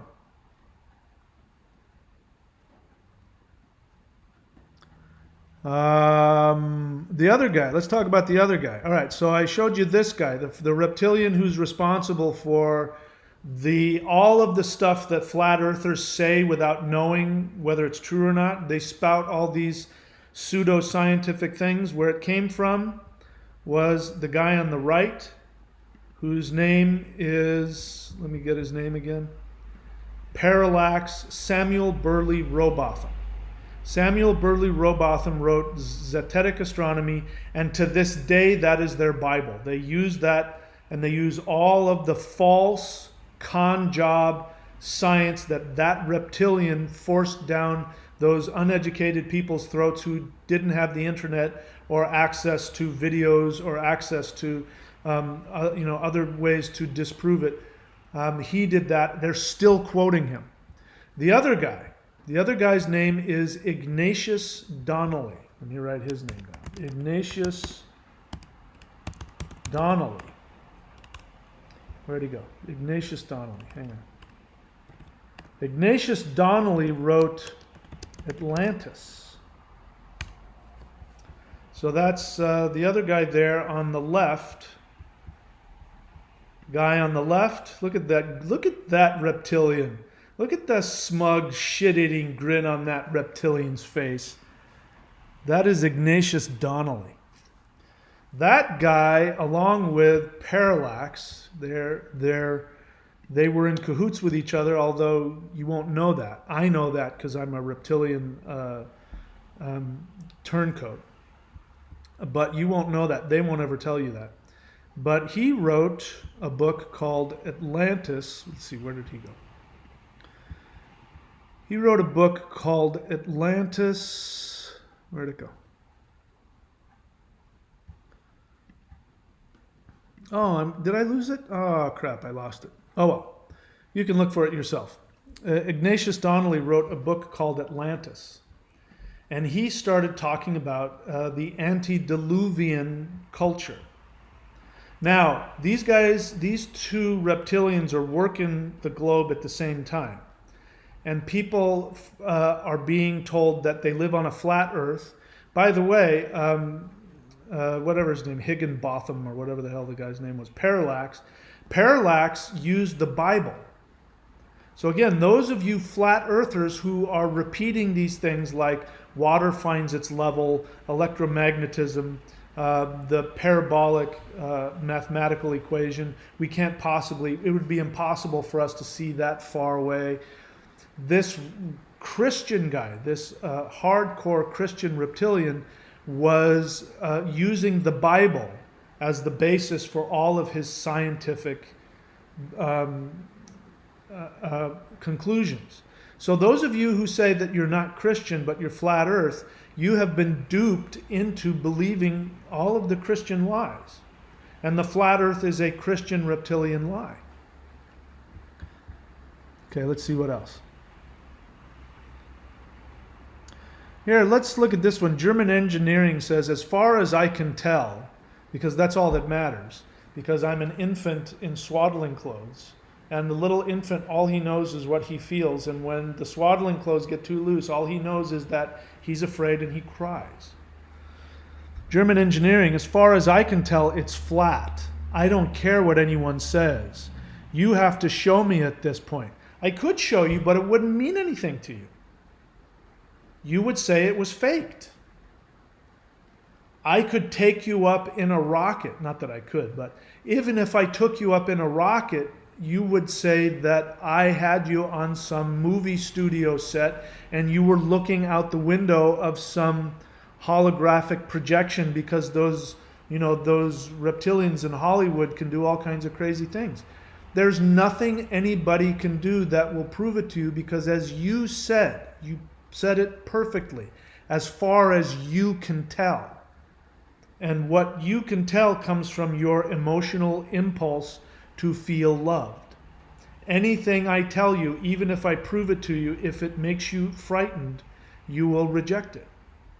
So I appreciate your honesty there. Let's see what else. He says, in space with real windows. Now, that is such a cop-out, because you know that you don't have the ability. You're not rich enough.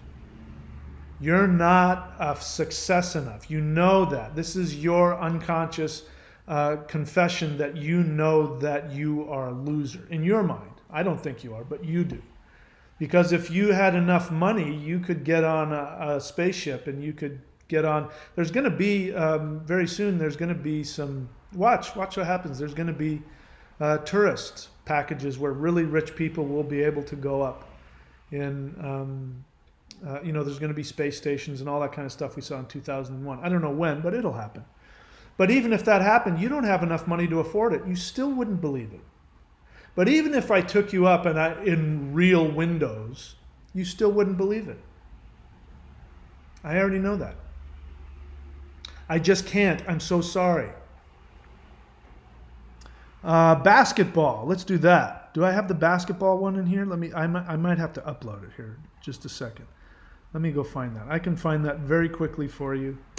This is another great one. The earth is flat. How do I know it? Because I can stand on top of a mountain and I can see forever, and it's flat. That's how I know the earth is flat. Well, you know what? Basketballs are flat too. I don't know if you knew that, but we can prove that to you right here and now. Here we go. Boom. Proof that a basketball is flat. Idea is, of course it looks flat to you because you are minuscule in comparison to the huge circumference of the earth. So there's no possible way that it's ever going to look, you're never going to be able to see the curvature, because just like this, yeah, you can see the bumps just like we can see the mountains, but it's flat because he took a camera that had the ability to focus close enough on it. Now, if he didn't crop it like that and it was bigger, you could see then the sides of the ball going down. But that's why it looks flat to you.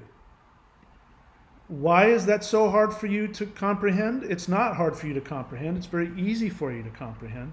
Those of you who are seeing it, who are fighting against it, listen, tell me if I'm wrong. You have an emotional reaction to that.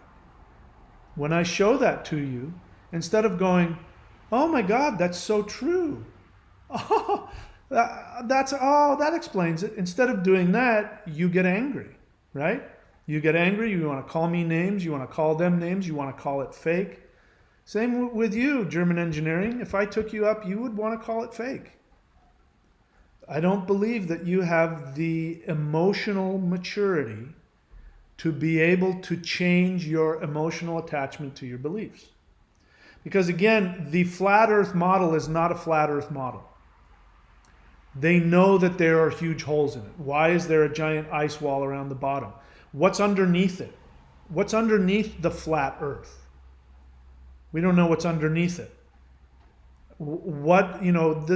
Gravity is a good one because they can't even agree on that. Some people will take the, let me see, what is the equation for gravity? I might have it here.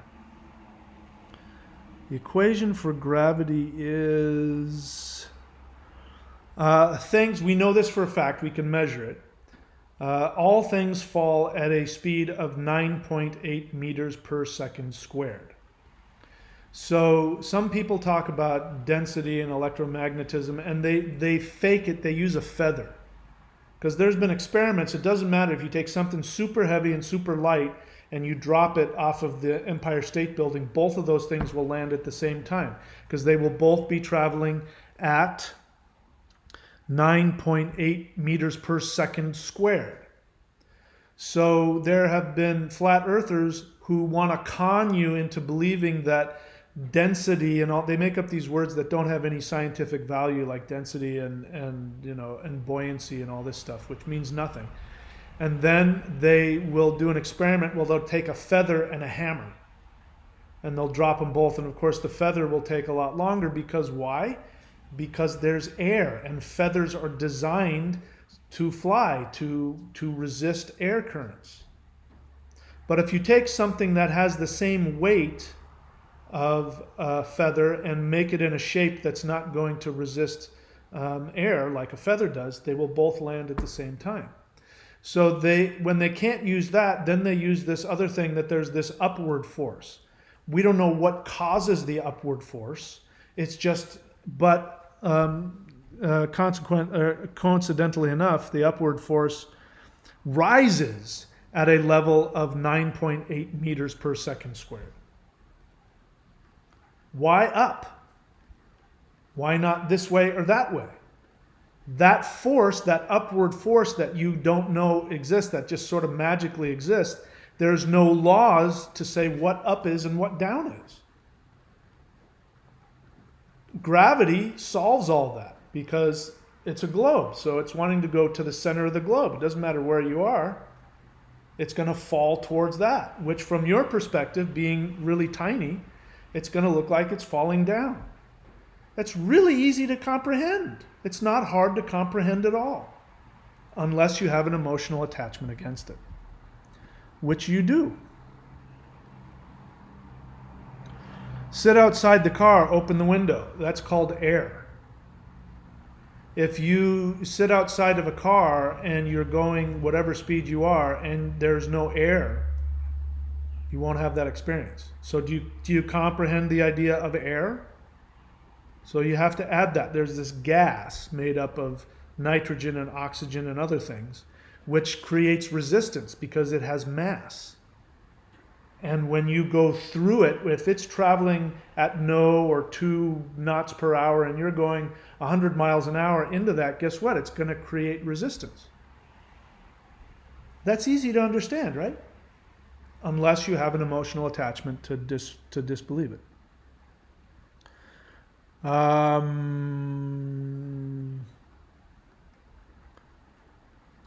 What's the point of debunking this obvious nonsense? Thank you, Hutch. Thank you. Excellent question. The point of debunking this obvious nonsense is this. The reptilian agenda is to trap you in fear so that you will be disconnected from your spiritual power. When they can do that, they will feed off of you. When they feed off of you, you will want to be fed off of, because you will be that infant who feels he's being taken care of. The reason why this is important is because if enough people refuse to look at the proof in front of them, they will have the ability to make decisions. They will be elected president. They will be elected senator. They will be elected judge. And they will be able to make laws. And when the reptilians can make laws that force you to become victims because you are unwilling or unable to think critically, they can destroy you. That's why this is so important, Hutch. Debunking this nonsense, this is what I'm trying to say. Scientists are going at it all wrong. Trying to talk to little children about why their flat earth belief doesn't work won't get you anywhere, because they already see the bad, evil scientist as being Jewish, reptilian, Freemason elites who have all the power. They're little children and they're afraid of the abusive daddy. That's all that they know. And it doesn't matter what abusive daddy says to you. You're so afraid of him that you have to reject everything he says in an infantile need to feel like you have power. That's the deception. Those very people that you think are standing behind you saying, yes, you can do it, Johnny, they want to take away your freedom. They want to take away your power, are the very people who are taking all of your money, who are forcing you to take medications you don't need to take, who are forcing you to buy all kinds of things that destroy your atmosphere and destroy your water. They want to have people in government who will take away protections for your health so that they can make more money off of you by spewing garbage into your water and into your atmosphere. These are the very people who are trying to tell you that the world is flat. Do you get it? Symbolically, it is a prison. They want to keep you in a two-dimensional, domed prison. So no matter how I look at it, spiritually, philosophically, logically, politically, this is extremely dangerous. It's not okay for somebody to just say, well, I think the world is flat, or I'm not sure, because if you can't look at reality staring you in the face and believe it, then I can make you believe anything I want. All I have to do is make you afraid. And people believe that the world is flat because they have been programmed to be afraid of it. That's why people who aren't religious, who aren't obviously educated in science, who are normally skeptical, but they have been programmed on an emotional level to feel as though they are alone in an empty universe. All I have to do is say, NASA has lied to you. The evil big daddy there who has all the money and all the power and all the answers, he's lying to you. Are you going to let them lie to you? I mean, of course it's been faked. You know what they do in Hollywood? They make movies in Hollywood. They do think they can make anything look like anything in Hollywood. They must be Freemasons. I was an actor. I've been in movies. Does that mean I'm a Freemason? Does that mean that every successful actor and musician is a reptilian Freemason? Well, it is if you're a tiny little child whose swaddling clothes have fallen off and there's a big, powerful person that has more money and more influence than you do, and it scares you, then yeah. And by the way, they're trying to tell you, their schools are trying to tell you that the world is round, and that's a lie. I don't know why they're telling me this lie, but they lie to you. And that's the other thing, is what are they gaining? What does NASA gain by lying to you? Nobody's ever been able to explain that to me. You know, NASA wants the government's money. The government isn't giving them money to do space exploration. So if you think that NASA and the government are this thing that are hooked together, you're wrong. They're a part of the government that when it suits the government's purposes, they'll throw money at it. But when it doesn't suit their purposes, they'll work against it. That's the fucking conspiracy, you children.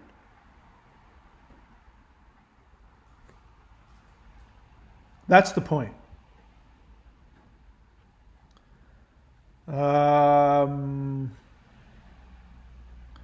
What else here? What else? You have to show me, show me. No, I don't. You haven't been able to, this is again, you're willing to believe something without proof. The flat earth cannot be proven. So why aren't you saying about the flat earth, show me? Why aren't you getting on a boat with hundreds of people every year that go to Antarctica as tourists? Why aren't you going and taking videos of the South Pole like people do every fucking year? If you really wanted to be shown, you would, but you don't, German engineering. You don't want to know. You want to stay on the other side of your computer that was created by scientists who believe in the globe Earth and know all kinds of fancy things that you don't know. You're using their technology to safely sit at home on your ass and not figure anything out. If you wanted to be shown, you could be, but you won't. Because you don't have the balls to do it. I'm telling you, if I was you and I really believed that, if I honestly believed that, you can guarantee I would find a way to get to the North Pole or the South Pole. Nobody would stop me. Nobody would stop me. Why? Who's stopping you? Show me, show me. As you sit doing nothing. But you don't say that about the flat earth. You don't say, show me. Show me. Show me the dome that's up there. Somebody get in a plane and fly up and show me the dome. It doesn't exist. I actually don't need somebody to show me because I already know. I already know that the world is a globe and that we live in an infinite flat universe. I already know that. So I don't need to be shown.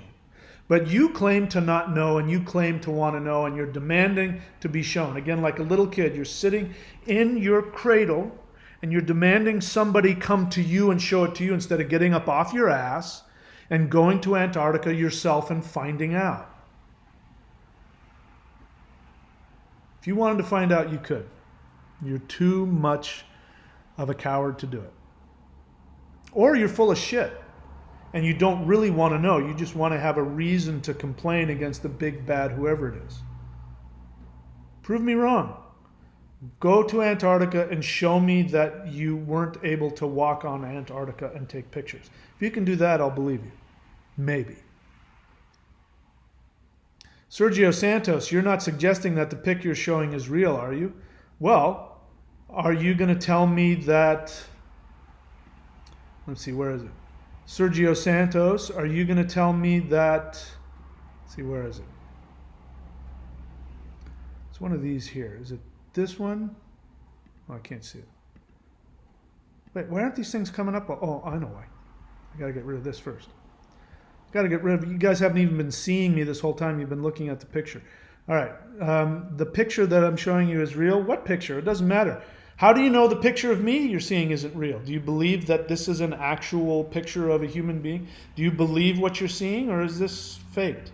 How can you believe any picture you've ever seen anywhere? That is such a bullshit argument. That is such a childish, frightened argument. Sergio, I've seen you on my channel. Are you that much of a pussy? That your only response to a picture that you can't explain is, I can't believe that's true? How many pictures do you look at a day that... So you have to not believe every single picture you see because that's your response. It's fake. You can't prove that, but that's all you need. So if I get up on top of a mountaintop and, I mean, look at this picture. I took that picture. How do you explain that? Is that fake too? No, man. Don't be such a pussy. Come on. Sergio. Come on, man. You're not that much of a fucking pussy. I'm giving you an opportunity, bro. I'm giving you an opportunity to be a questioner, to be a warrior against all of the real conspiracies, like the ones that keep people in prison indefinitely without being charged. That's a real fucking conspiracy. Why aren't you fighting against that? No, and NASA wants to fool me about it.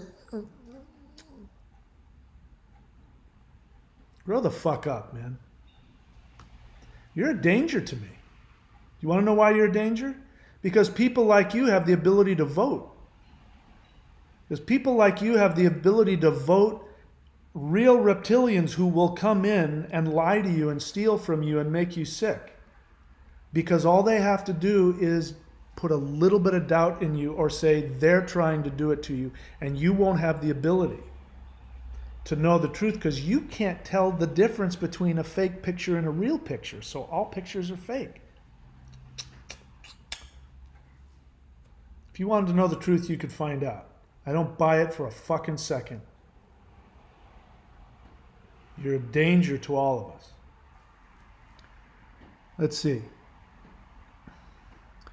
Any more questions? Regardless of shape, size, or container, water wants to level naturally. Yeah, that is right. And when you put water onto something that has mass on it, it's going to level in a round way. You're absolutely right. Gravity will make it want to level around where the mass is. You've just explained how water looks flat and is yet on a globe. Congratulations.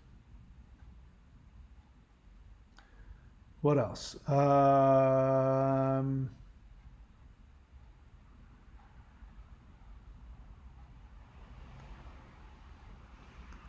What else? So I'm trying to look for questions. I don't see any.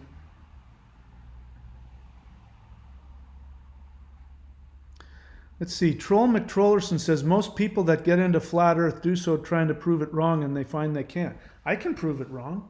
I already have. All I have to do is find one major flaw and it's proven wrong. Do you understand what proof is and to prove something wrong? If you don't, let me explain it to you. In order to have a theory, it has to have a working model. Flat earthers don't have a working model, for one. So that would be it. The first thing is to say, show me a working model and have questions and be able to answer those questions. For instance, what causes a lunar eclipse? Flat earthers have no answer for that, except to say that some unknown object blocks the light. Well, you can easily answer that question. I already have. So what you're saying makes no sense. What does happen is that every flat earther who goes into it with their skepticism, trying to prove it wrong, when they are appealed to their emotional need to feel secure, that overrides their normal critical thinking, which will talk them out of ridiculous nonsense. Like, the thing that keeps the water on the flat globe is a giant wall of ice. There's still no explanation for that. There's no scientific explanation for that. You can say, oh, it's a block of... Let me give you another example. Again, I'm going to go against this idea that flat earthers do it because it's a coherent theory. There's no way that there's anything about it that is a coherent theory. It's so easy to destroy. Let me see, I got to find the moon. So let's talk about the moon here for a moment. According to flat earthers, the sun and the moon are the same size, and they're orbiting. They're not orbiting, but they're going around above this flat plate called the Earth. Oh my God, just saying it, just fucking saying it. I mean, it sounds so ridiculous. It's just, come on, seriously.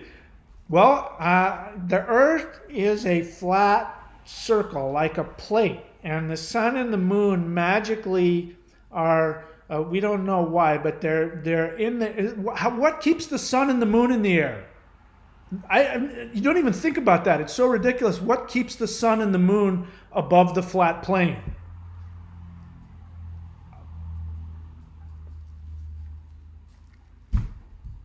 What is the sun made of? What is the moon made of?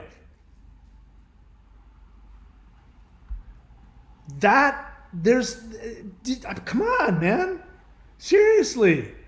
You're asking all those kinds of questions of globe earthers. You have questions for everything. Good for you. They have answers for them. I give you guys questions. Those are just three that I just realized. They're so basic. It didn't even enter my mind. What is keeping the sun and the moon? What is the force that is pushing or pulling the moon and the sun to go around in a circle in the air? What is the force doing it? Can you scientifically show us that force? You can't. Why isn't the upward motion or the magnetic attraction, why is it not pulling the sun and the moon? Why isn't the sun crashed into the earth yet?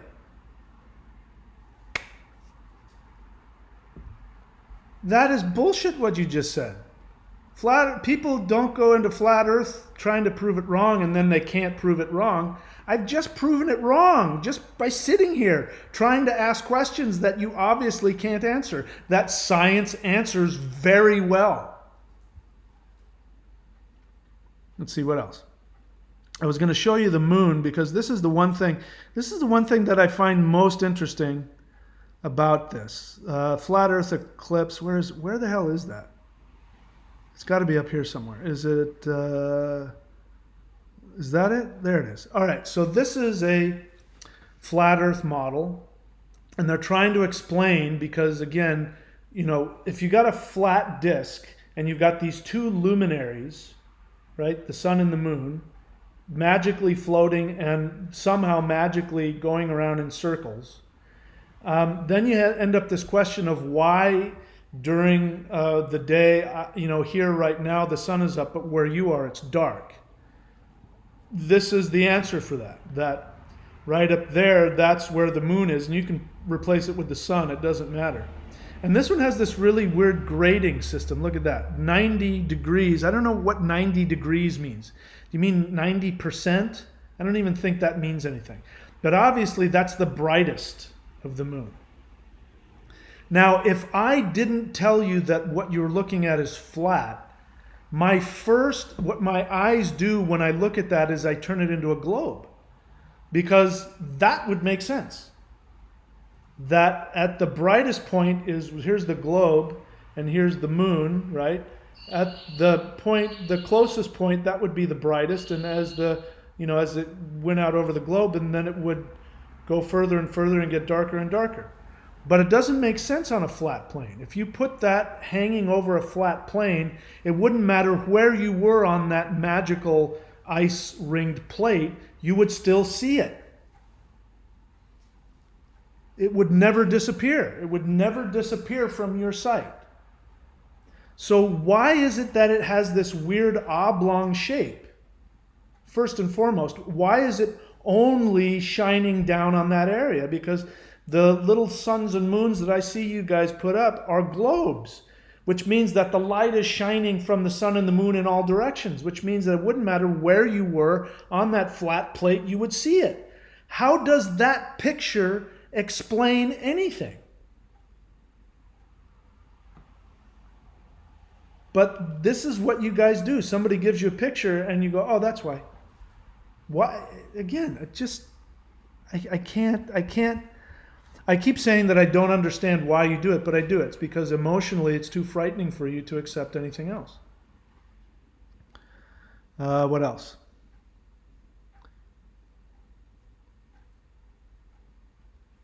I don't see any questions here, and I don't see any worthwhile responses. Here we get to some questions. I'm starting to run out of steam here.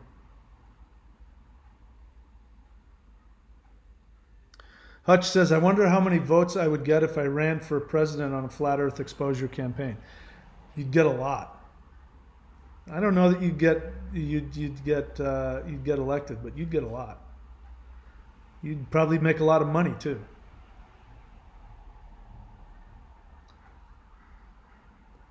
Race Lever says, doesn't sound any more ridiculous than a spinning ball traveling through space at ridiculous speeds despite endless variables, yet stars stay fixed. They don't stay fixed. You would know that if you actually studied astronomy. I mean, seriously, my first question is, do you think that I'm that fucking stupid? You obviously think other people are that stupid. But then my next question is, are you that fucking stupid? You obviously haven't done any research, because if you did, all you would have to do is go online for 5 minutes and you would get the answer to that. The two answers. One is the stars that you see as being fixed are very, very, very, very, very, very, very far away. I know you're smart enough to understand that the farther away something is, the slower it looks like it's moving. I know you know that. You're not that stupid. I know you know that. And a spinning ball, ridiculous? The only way that a spinning ball is traveling through space, ridiculous to you, is if you have an emotional need to believe that you're stationary because you're afraid. There's nothing ridiculous to me about it. I think it's really fucking cool, if you want to know the truth. I'm on this ball that is spinning and rotating and going through space at who knows how fast. I think that's so cool. That's not ridiculous to me at all. That's really cool. It's not ridiculous to you, it's frightening to you. It scares you. That's why you want to call it ridiculous. Bandia Q Army question, flat universe? Yes. The universe, according to the latest understanding, is flat, which doesn't mean it's like flat like a pancake. It means that it's not bent in on itself. So it's infinite up and down. So you don't see it like flat like 2 dimensions. It's infinite up and down. It's infinite this way. It's infinite in every direction. But it's flat, meaning that if you keep going in one direction, you won't ever return back where you started. Unlike, for some reason, the flat earthers who say that, if you fly in one direction, you'll end up going in a circle. Why you don't end up smashing into the mountains of ice doesn't make any sense. But a flat, infinite universe, yeah, that's what that means. So you got to think about it a little differently. It's not flat like this. It just doesn't curve in on itself. What else?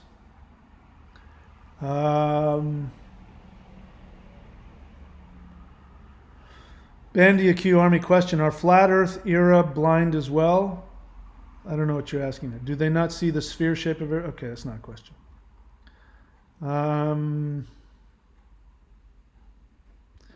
Race lever. I'm going to fucking tear you a new one. You're so full of shit.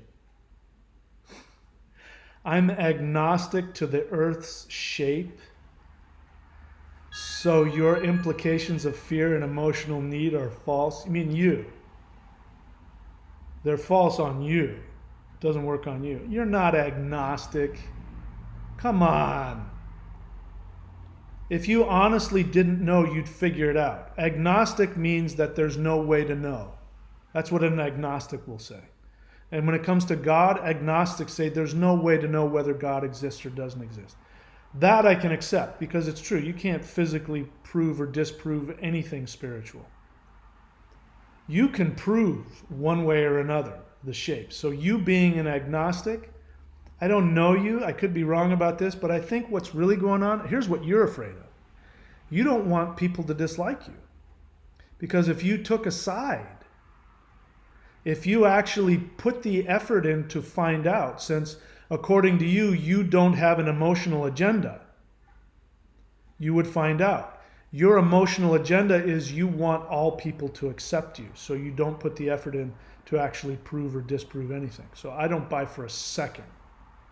So maybe you say, maybe I don't believe this is true either, but you're saying that you're not afraid of the shape of the earth. You are afraid of what other people are going to think about you, because if you really wanted to know, you'd find out. Let's see what else.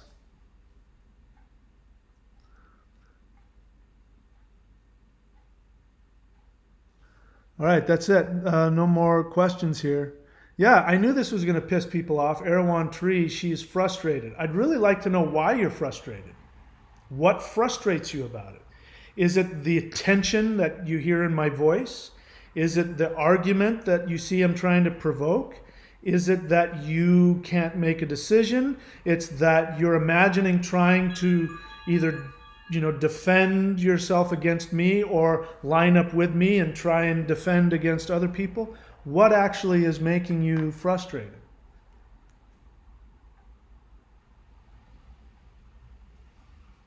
That's what I'd like to know. That's a really good question. What is making you frustrated? If you stuck around and said it. You're not agnostic to anything, Race Lever. I don't believe you for a second. You're just a pussy and you're unwilling to find out and take a stand. Too many variables. What a bunch of crap. That's what education is for. Is it really that difficult for you? I can't figure it out. There's too many variables. There isn't.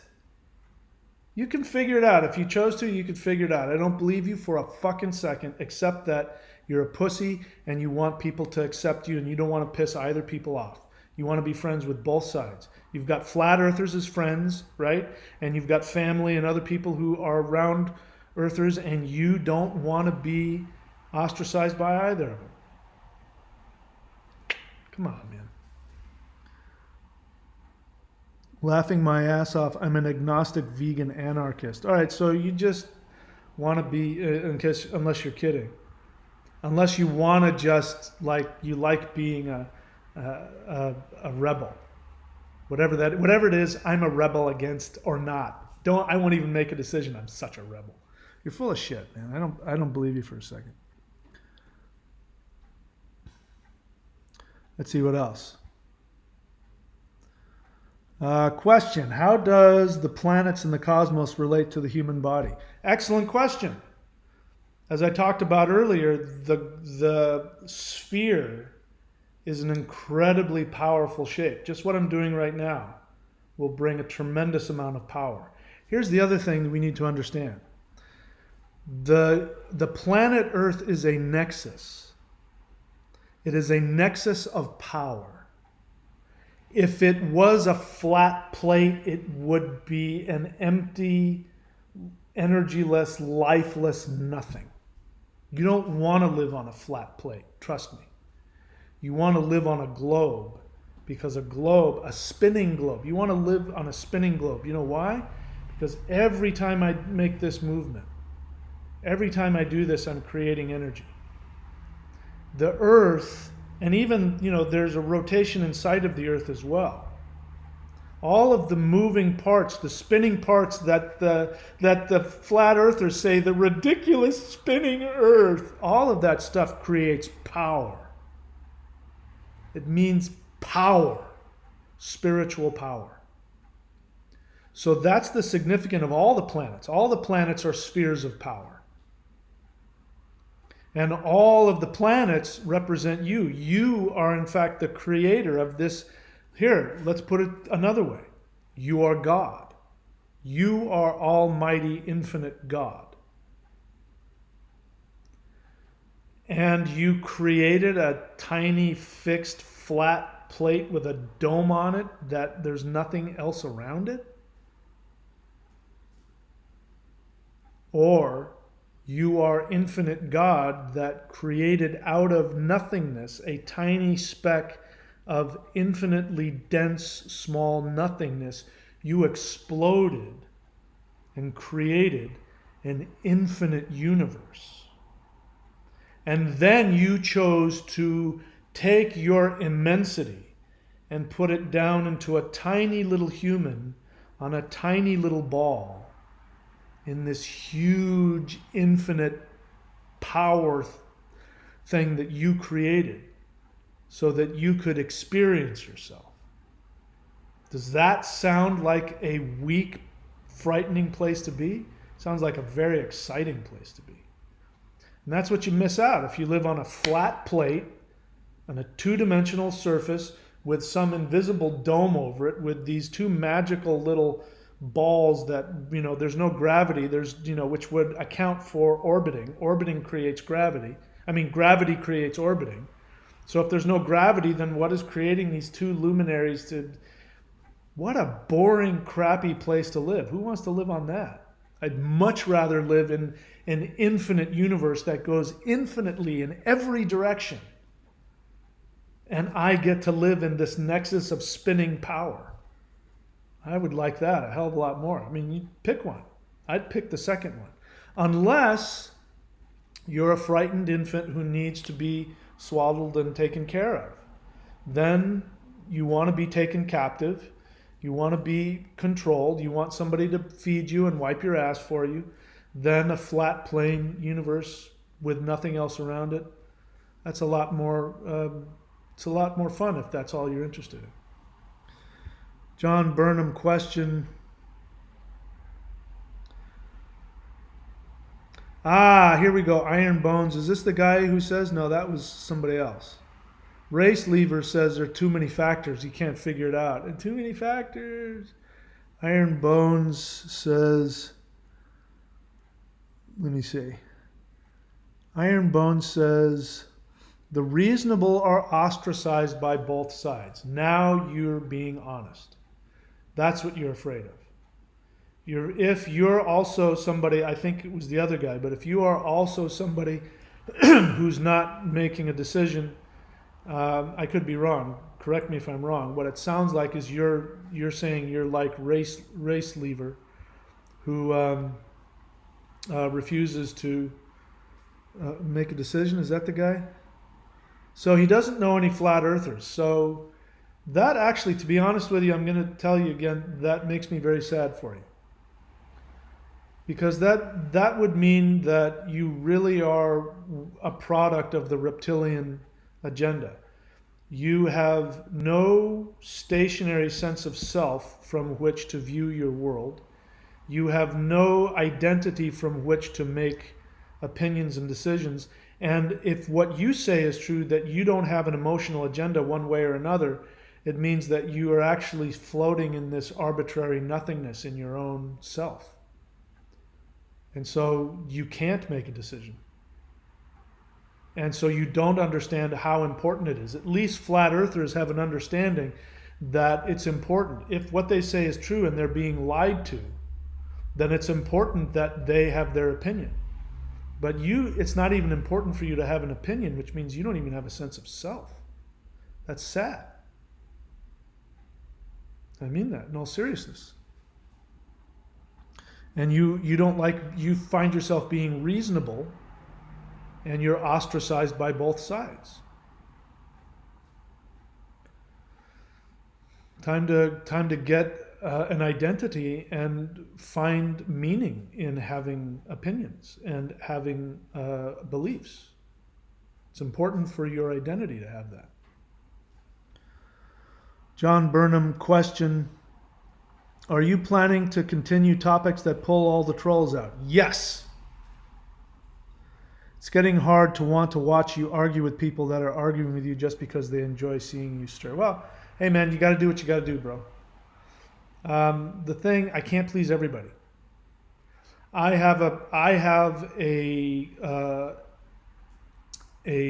channel that I got to run. So I've got to make the decisions about what works for me. There's going to be people that are going to leave. If you need to be one of those people, I won't stop you. I respect your needing to leave. I do it all the time. So if my channel's going in a different direction for you, I respect whatever you got to do. Let's see what else.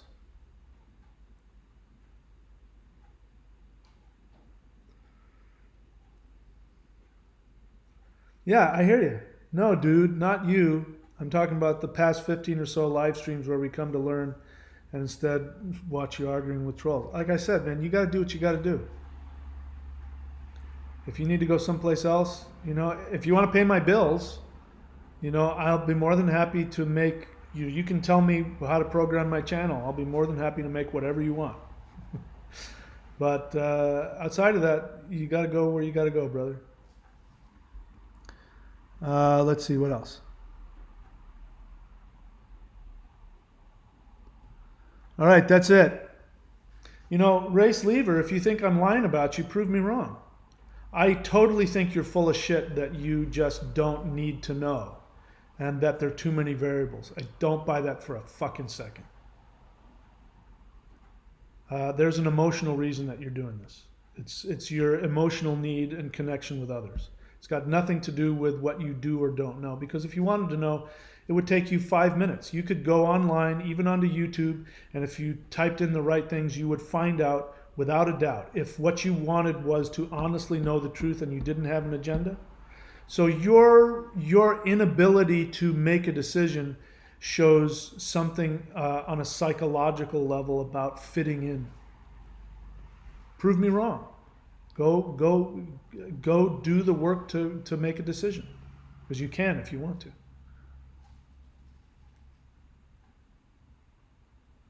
All right, that's it. That's it, my friends. I'm done for the day. All right, I hope you guys are doing well, and I hope you're enjoying living on a basketball. And I will see you guys whenever I see you. All right, take care.